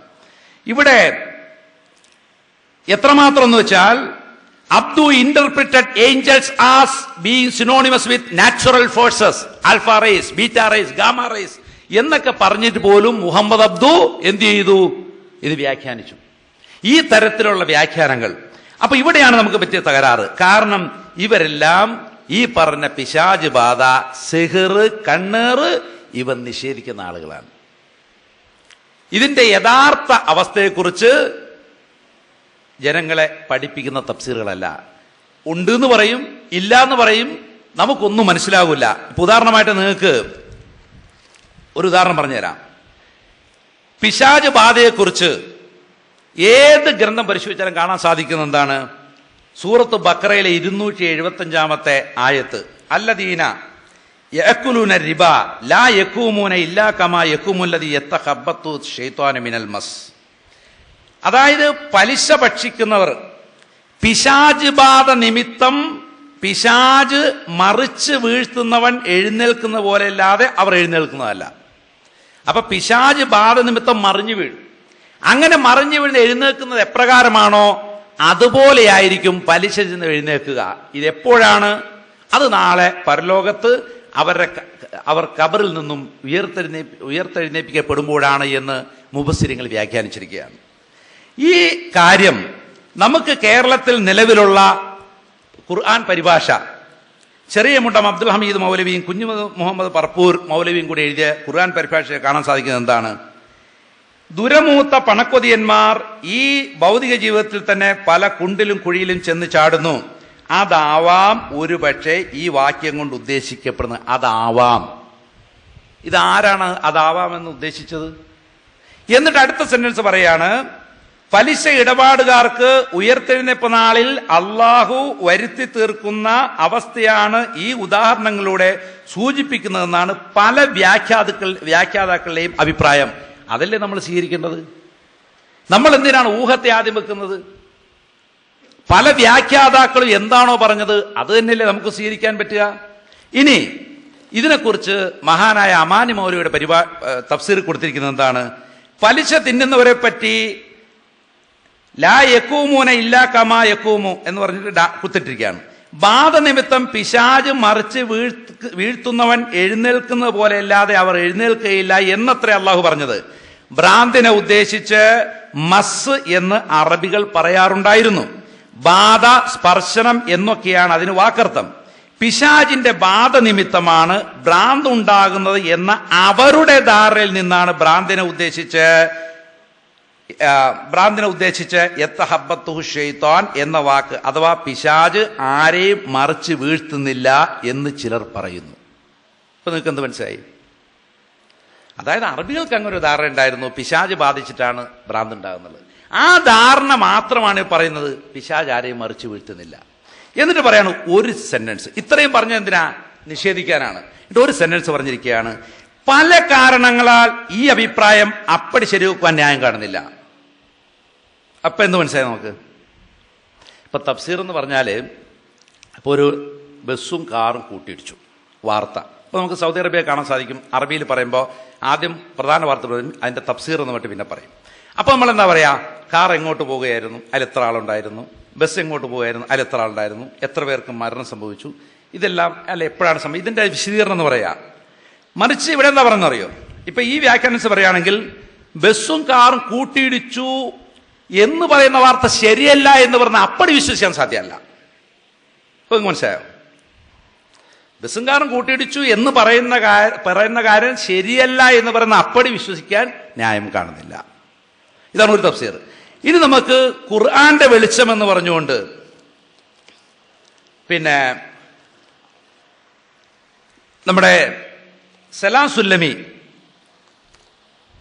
എഴുതിയൊരു തഫ്സീറുണ്ട്, ഖുർആന്റെ വെളിച്ചം. ഈ ഖുർആന്റെ വെളിച്ചത്തിൽ അദ്ദേഹം പറഞ്ഞിരിക്കുന്നറിയോ, പിശാച് ആരെയും മറിച്ച് വീഴ്ത്താൻ അള്ളാഹു അവന്റെ കഴിവ് കൊടുത്തിട്ടില്ല. മോള് കൊടുത്തിട്ട് അർത്ഥം എന്താ, പിശാച് ബാധിത്വം മറിഞ്ഞു എഴുന്നേക്കില്ല എന്നാ. എന്നാൽ തഫ്സീർ കൊടുത്തിരിക്കുന്നത് എന്താ, പിശാചിന് ആരെയും മറിച്ചു വീഴ്ത്താൻ അള്ളാഹു കഴിവ് നൽകിയിട്ടില്ല. ഇതാണ് തഫ്സീർ.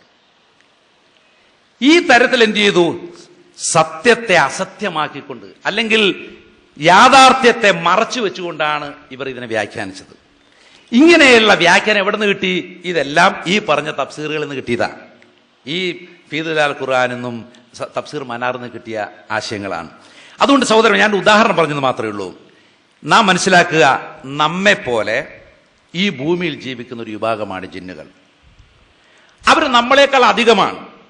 കാരണം നാം മനുഷ്യർ ഭൂമിയിൽ വരുന്നതിന് മുമ്പ് അവർ ഈ ഭൂമിയിൽ ആധിപത്യം ഉറപ്പിച്ചിരുന്നവരാണ്. ഇപ്പൊ ഇന്ന് നമ്മൾ പലതരത്തില് പിന്നെ ജനസംഖ്യാ നിയന്ത്രണവും മറ്റു കാര്യങ്ങളെല്ലാം ചെയ്യുന്നത്. പക്ഷെ ഇവർക്ക് അങ്ങനെയുള്ള ഫാമിലി പ്ലാനിംഗ് ഒന്നുമില്ല.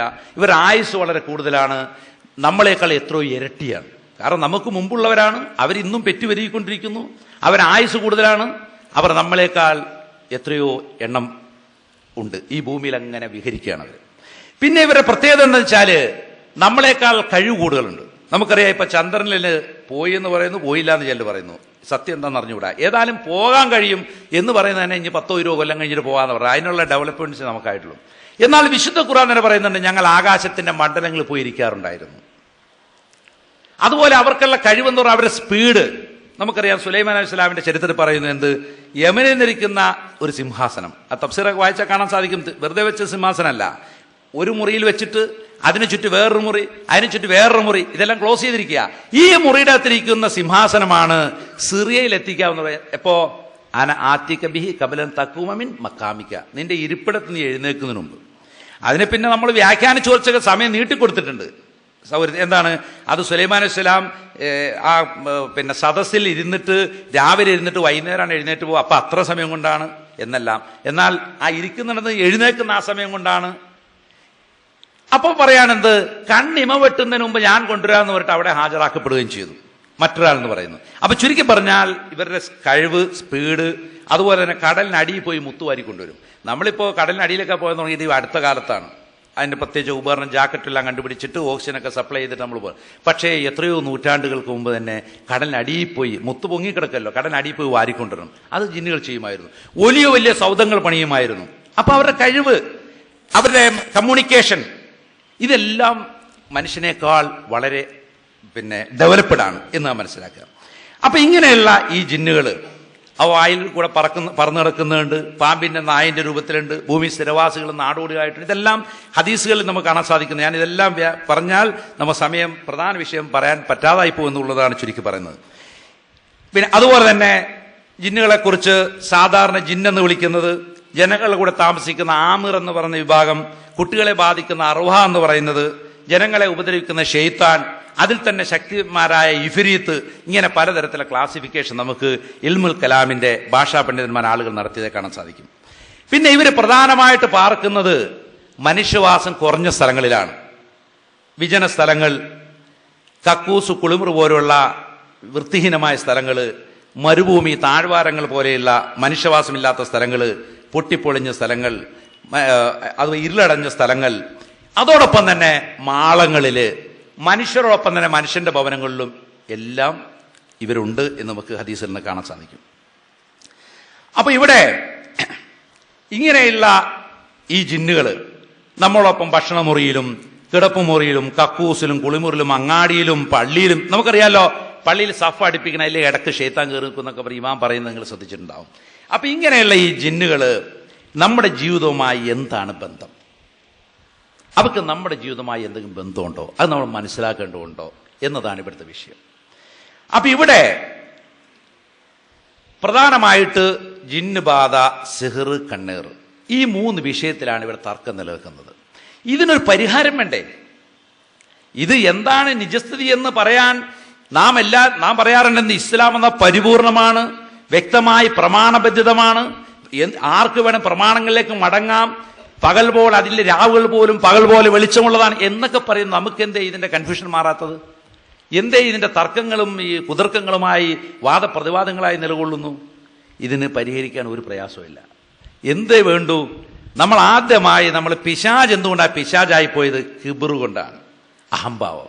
അത് നമ്മളിൽ നിന്ന് എടുത്തു മാറ്റിയാൽ മാത്രം മതി. നമ്മൾ ഈഗോ എന്നൊക്കെ ഇത്തിരി സ്റ്റാൻഡേർഡ് ഭാഷ പറയും.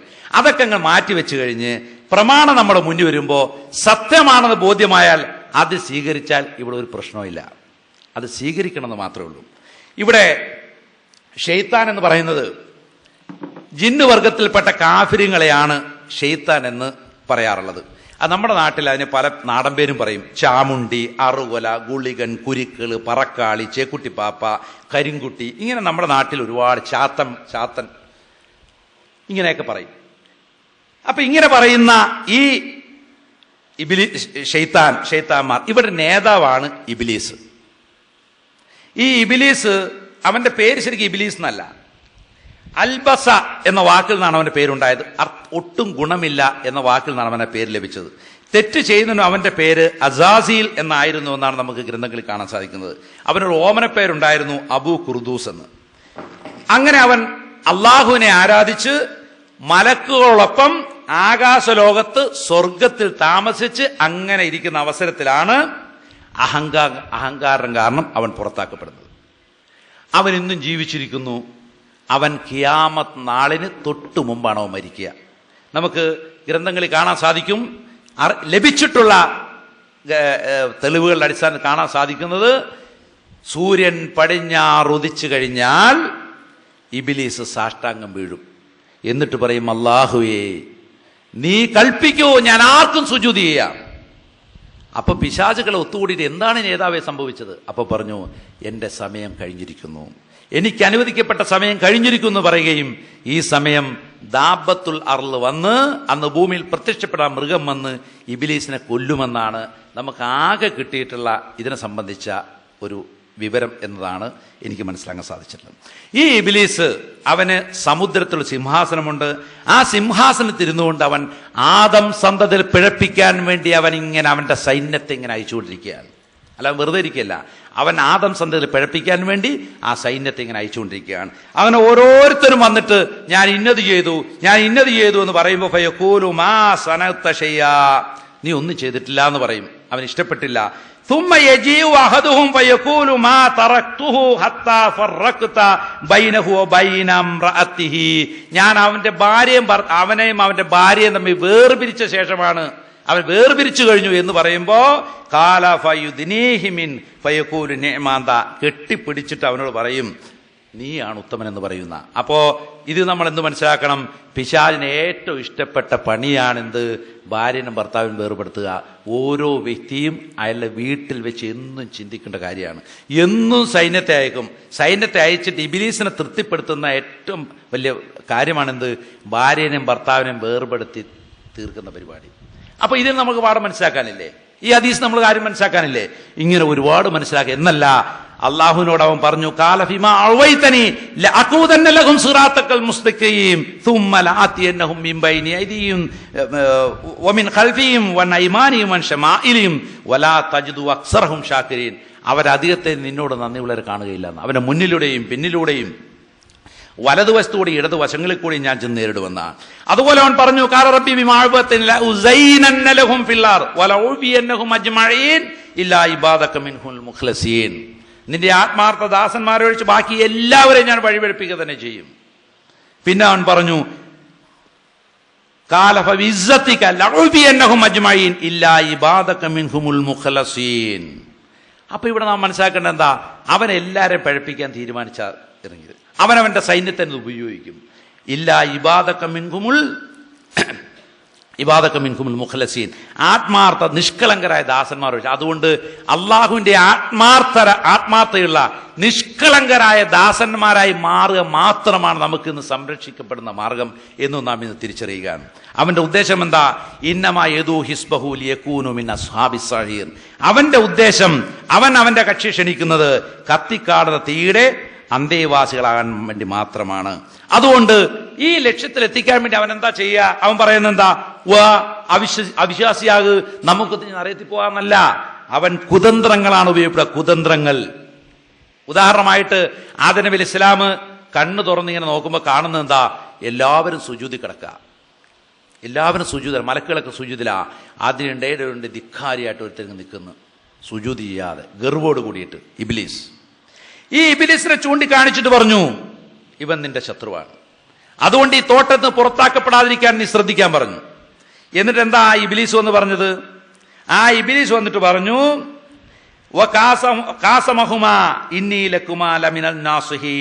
അവരോട് സത്യം ചെയ്തു പറഞ്ഞു, ഞാൻ നിങ്ങളുടെ ഗുണകാംക്ഷിയാണ്, ആത്മാർത്ഥ ഉപദേഷ്ടാവാണെന്ന് പറഞ്ഞു. എന്നിട്ട് എന്ത് ചെയ്തു? ആ മരത്തിൽ നിന്ന് ബലം ഭക്ഷിപ്പിച്ച് അവരെ അള്ളാഹുവിന്റെ കോപത്തിനിരയാക്കി ആ തോട്ടത്തിന് പുറത്താക്കപ്പെട്ടു. ഇതേ തന്ത്രമാണ് പിശാച് ഉപയോഗിക്കുക. ആദം സന്തതികളുടെ ഇടയിലും ഇവൻ ഇതേ തന്ത്രമാണ് പ്രയോഗിക്കുക. അവൻ നമ്മുടെ ഗുണകാംക്ഷിയായിക്കൊണ്ട്, നമ്മുടെ സഹായി ആയിക്കൊണ്ട് രംഗത്ത് വന്നുകൊണ്ട് നമ്മെ വഞ്ചിച്ച് നരകത്തിന്റെ വിറകാക്കി മാറ്റുക. ഇതാണ് അവന്റെ പ്രവർത്തന രീതി. അപ്പൊ ഇതില് പിശാച് മനുഷ്യന് ദുർബോധനങ്ങൾ തന്നുകൊണ്ട് നൽകിക്കൊണ്ട് അവിശ്വാസിയാക്കുമെന്ന കാര്യത്തിൽ ആർക്കും സംശയമില്ല. അപ്പൊ അതുകൊണ്ട് ഞാൻ ആ വിഷയത്തെക്കുറിച്ച് നിങ്ങളോട് കൂടുതലായിട്ട് സംസാരിക്കുന്നില്ല. മറിച്ച് ഇവിടെ നമുക്ക് സംസാരിക്കാൻ പ്രത്യേകമായി തെരഞ്ഞെടുക്കപ്പെട്ട വിഷയം എന്ന് പറയുന്നത് ഇതാണ്, ഈ പിശാച് ബാധ, സിഹിർ, കണ്ണീർ എന്നുള്ളതാണ്. ഇവിടെ നാം ഒന്ന് മനസ്സിലാക്കണം, ഈ പിശാച് എന്ന് പറഞ്ഞാൽ നമ്മൾ അകന്നിങ്ങനെ വളരെ വിദൂരത്ത് എവിടെ നിന്ന് പ്രവർത്തിക്കുന്നവനാണെന്ന് നമ്മൾ കരുതരുത്. അല്ലാഹു റസൂൽ പറഞ്ഞു, ഖാല റസൂലുള്ളാഹി സ്വല്ലല്ലാഹു അലൈഹി വസല്ലമ മാ മിൻകും മിൻ അഹദിൻ ഇല്ലാ ഉക്കില ബിഹി ഖരീനുഹു മിനൽ ജിന്നി വ ഖരീനുഹു മിനൽ മലായിക.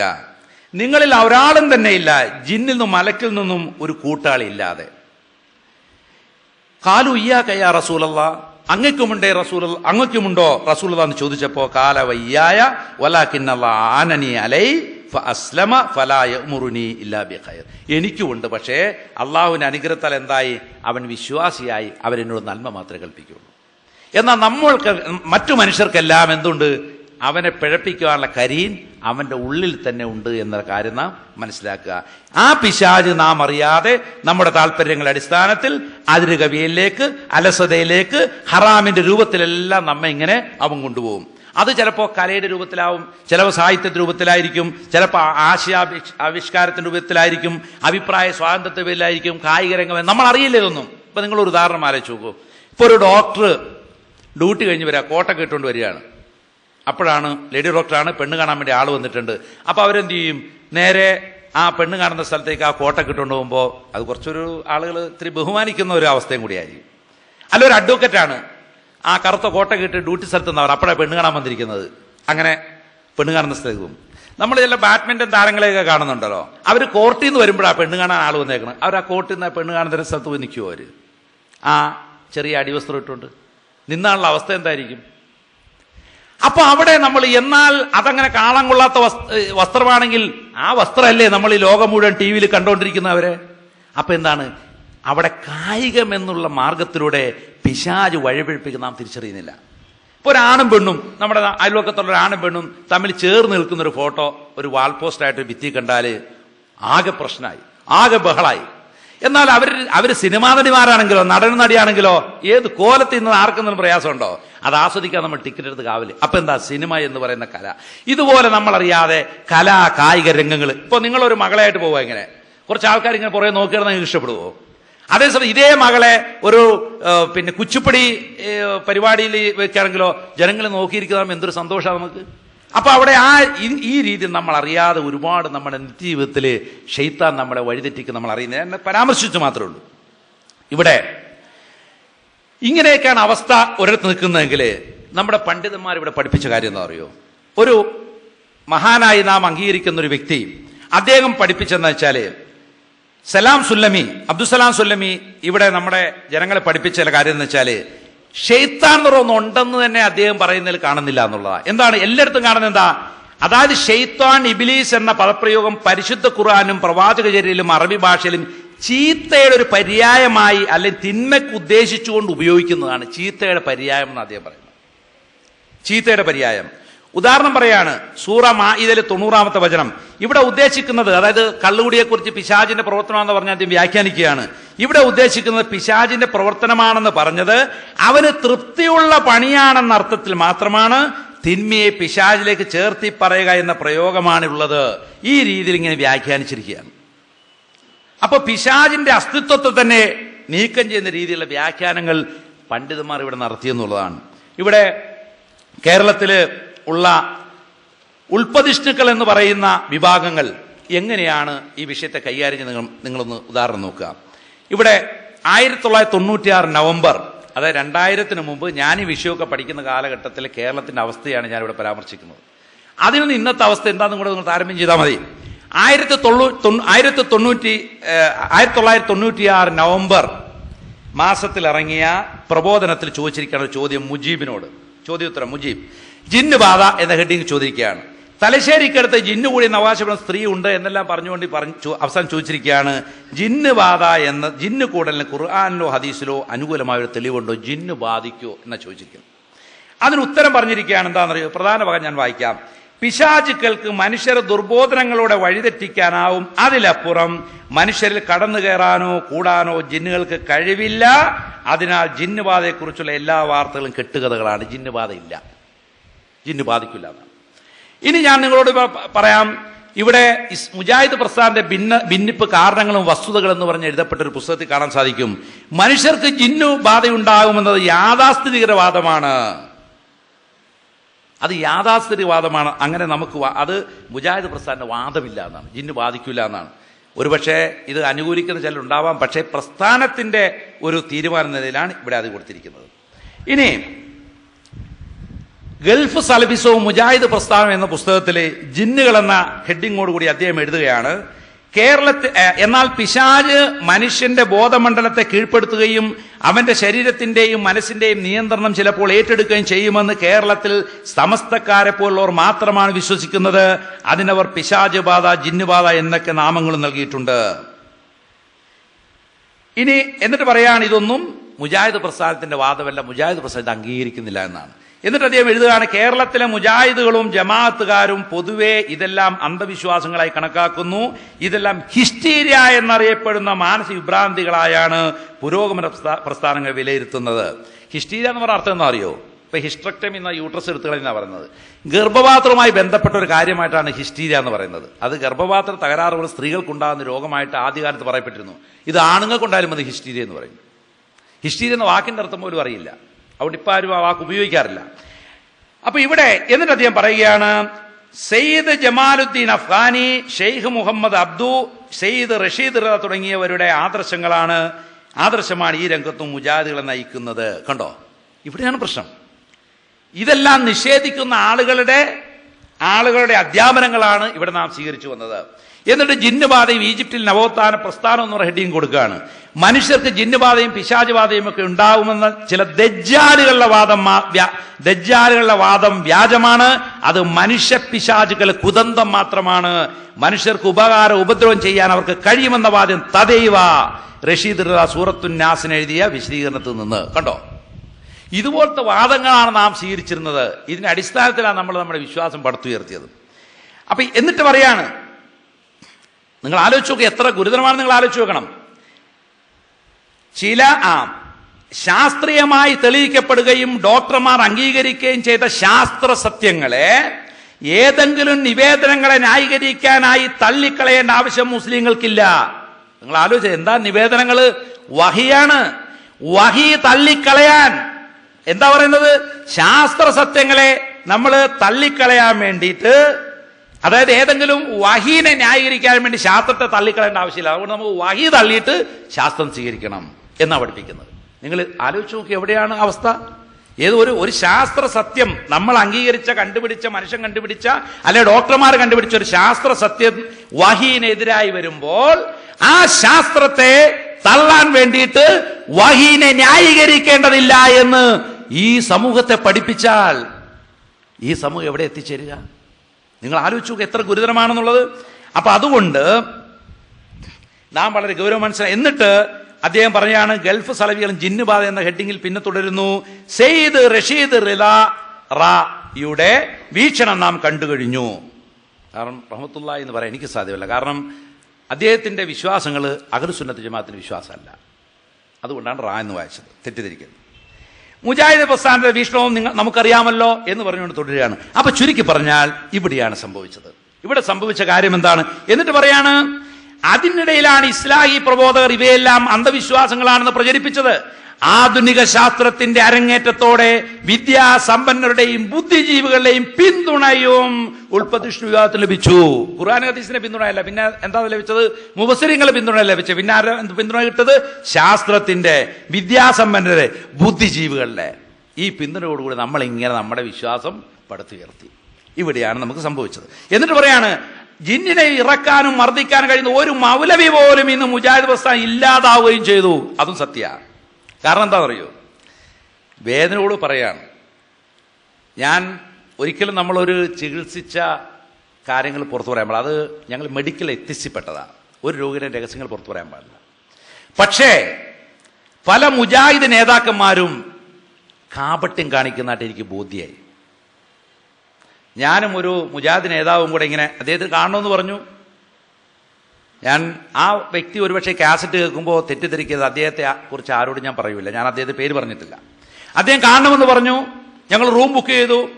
റൂം ബുക്ക് ചെയ്യാനായിട്ട് ഒരു സ്ഥലത്ത് എത്തിയപ്പോൾ ഒരു മുജാഹിദ് പ്രവർത്തനം വരുന്നു, പറഞ്ഞു വേണ്ട, നമുക്ക് ഇവിടെ റൂം എടുക്കണ്ടെന്ന് പറഞ്ഞു. അങ്ങനെ വണ്ടി കയറി അങ്ങനെ ഞങ്ങൾ ഇങ്ങനെ പോയി ഒരു മുജാഹിദ് പള്ളി മുന്നിലെത്തി. മഗ്‌രിബ് നമസ്കാരമായപ്പോൾ പറഞ്ഞു ഇവിടെ നമുക്ക് കയറണ്ടെന്ന് പറഞ്ഞു. ഡോക്ടർ കൂടെ ഞാൻ ശരിയാവില്ല. അങ്ങനെ അവിടെ നിന്ന് അവസാനം പിന്നെ പോയി ഒരു ദിവസവും ഖുറാഫാത്ത് നടക്കുന്ന, ഞാൻ ഒരിക്കൽ പോലും ആ റോട്ടിൽ കൂടെ സഞ്ചരിക്കുമ്പോൾ അവിടെ കയറാത്ത പള്ളിയിൽ ഞങ്ങൾ കയറി നമസ്കരിക്കേണ്ടി വന്നു. എന്തിനാണ് ഈ കാപട്യം? ഒരു കാര്യം സത്യമല്ലെങ്കിൽ അത് സത്യമല്ലാതെ നമ്മൾ അംഗീകരിക്കണം. സത്യമാണെങ്കിൽ സത്യമാണ് തുറന്നു പറയാം. ആരെയാ നമ്മൾ ഭയപ്പെടുന്നത്? ആരെയാ ഭയപ്പെടുന്നത്? നാം സഹോദരന്മാരെ, നാം ഗൗരവത്തിൽ മനസ്സിലാക്കേണ്ട കാര്യമുണ്ട്. വിശുദ്ധ ഖുർആനിൽ അള്ളാഹു വളരെ ഗൗരവത്തോട് പറയുന്നൊരു കാര്യമാണ്. ഇവിടെ ബനി ഇസ്രായേൽ നമുക്കറിയാമല്ലോ. ഇബ്രാഹിം നബി അലൈഹി ഇസ്ലാമിന്റെ മകൻ ഇസ്മായിൽ നബി, ഇസ്ഹാഖ് നബി. ഈ ഇസ്ഹാഖ് നബി എന്നും യഹൂദ് നബി, അങ്ങനെ 12 ഗോത്രങ്ങളും, അങ്ങനെ ഇസ്രായേൽ ഗോത്രം. അവർക്ക് അനേക നബിമാര്. ഒരു നബി മരിക്കുമ്പോൾ അടുത്ത നബി, ആ നബി മരിക്കുമ്പോൾ വേറെ നബി, ചിലപ്പോൾ 2 നബിമാർ ഒന്നിച്ച്, യഹിയാ നബി സക്കറിയ നബി ഒന്നിച്ച്. അപ്പൊ തന്നെ അവരുടെ കാലത്ത് ഈസാ നബി വന്നു, ദാവൂദ് നബി, സുലൈമാൻ നബി ഇസ്ലാം ഒന്നിച്ച്. ഇങ്ങനെ നബിമാരാൽ നയിക്കപ്പെട്ട ആ ബനി ഇസ്രായേൽ ഗോത്രത്തില് ഇന്ന് ഏതെങ്കിലും ഒരു മനുഷ്യൻ അള്ളാഹുവിന് പരിചയമുള്ളതുണ്ടോ? നിങ്ങൾ ആലോചിച്ച് നോക്കിയേ. അവരാരാണ് വിശ്വാസികളായിട്ടുള്ളത്? എങ്ങനെയാ അവർ പഴച്ചുപോയത്? അവർ പഴച്ചതിനെ കുറിച്ച് അള്ളാഹു വിശുദ്ധ ഖുർആൻ നമ്മെ അറിയിച്ചു തന്നു. അവർ ആ ജനങ്ങൾ ചെയ്യുന്ന തെറ്റിനെ തിരുത്തിയിരുന്നില്ല എന്നാ. ജനങ്ങൾ തെറ്റിനെ തിരുത്തിയില്ല. ഈ ജനങ്ങൾ ചെയ്ത തെറ്റിനെ തിരുത്താഞ്ഞതുകൊണ്ട് എന്താ പറ്റിയത്? പണ്ഡിതന്മാരൊക്കെ ഇങ്ങനെ നല്ലവരായി പോവുകയും ജനങ്ങളെ പഴിച്ചുപോലെ ചെയ്തത് പണ്ഡിതന്മാരും പഴിച്ചുപോയി. അവസാനം അവരിൽ ആരും തന്നെ വിശ്വാസമില്ലാത്ത അവസ്ഥ വന്നുപോയി. ഈ രീതിയിൽ നാം ഇന്ന് കാണുകയാണ്. ഇവിടെ അള്ളാഹു പറഞ്ഞു,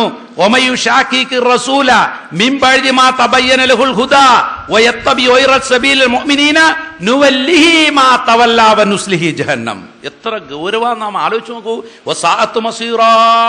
ഒരു ചീത്ത യാത്രാന്ത്യം എന്താണ്?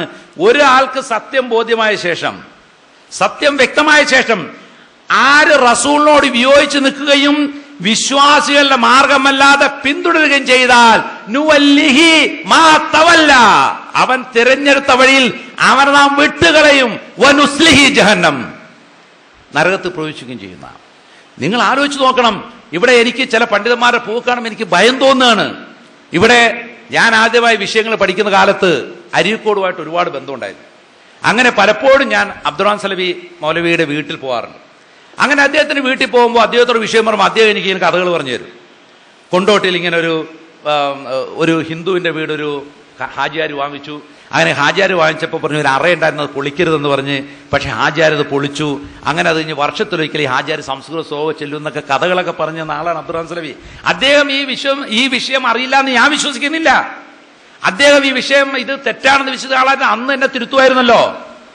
അന്ന് ജമാൽ ചെറുവാടി ചെന്ന് അദ്ദേഹത്തെ ചർച്ചയ്ക്ക് വിളിച്ചപ്പോ എനിക്ക് ഈ വിഷയത്തിൽ സംശയമില്ല, നിങ്ങൾ സംശയമുള്ളവരെ വിളിച്ചോളാൻ പറഞ്ഞത് എന്തുകൊണ്ടാ? അപ്പൊ അവിടെ ഇതൊന്നും ഞാൻ പറഞ്ഞ വെച്ചാല്, ഞാൻ നിങ്ങളോട് തുറന്നു പറയാം, ഞാൻ കോഴിക്കോട് മെഡിക്കൽ കോളേജിലെ SFIയുടെ യൂണിറ്റ് ഉണ്ടാക്കി എന്റെ പ്രസിഡന്റ് ആയിരുന്നു ഞാൻ. അങ്ങനെ SFIയുടെ പ്രസിഡന്റ് ആയിരുന്ന എന്നെ SFI നിന്ന് പുറത്താക്കി കളഞ്ഞു. എന്താ കാര്യം എന്ന് വെച്ചാൽ എന്നെ SFIക്കെതിരെ വോട്ട് ചെയ്തതാണ് പ്രശ്നം. കാരണം ഒരാളാണ് ഭൂരിപക്ഷം എന്ന് ഭരണസമിതിയിൽ നോക്കുമ്പോൾ SFI തോറ്റുപോയി. അന്വേഷിച്ച് പഠനം നടത്തി കഴിഞ്ഞ് മനസ്സിലായി പ്രസിഡന്റാണ് ഇതിൽ വോട്ട് ചെയ്തതെന്നുള്ളത്. അങ്ങനെ എന്നെ കണാരൻ മെമ്മോറിയൽ കൊണ്ട് അച്ചടക്ക നടപടിയൊക്കെ എടുത്ത് പിന്നെ എന്നെ പാർട്ടിയിൽ നിന്ന് പുറത്താക്കി. അപ്പൊ എന്നെ സമയം അന്ന് ഞാൻ തീരുമാനമെടുത്തു, ഞാൻ ഒരിക്കലും സംഘടനയുടെ മെമ്പറാവില്ല. സത്യം തുറന്നു പറയാൻ പറ്റൂല.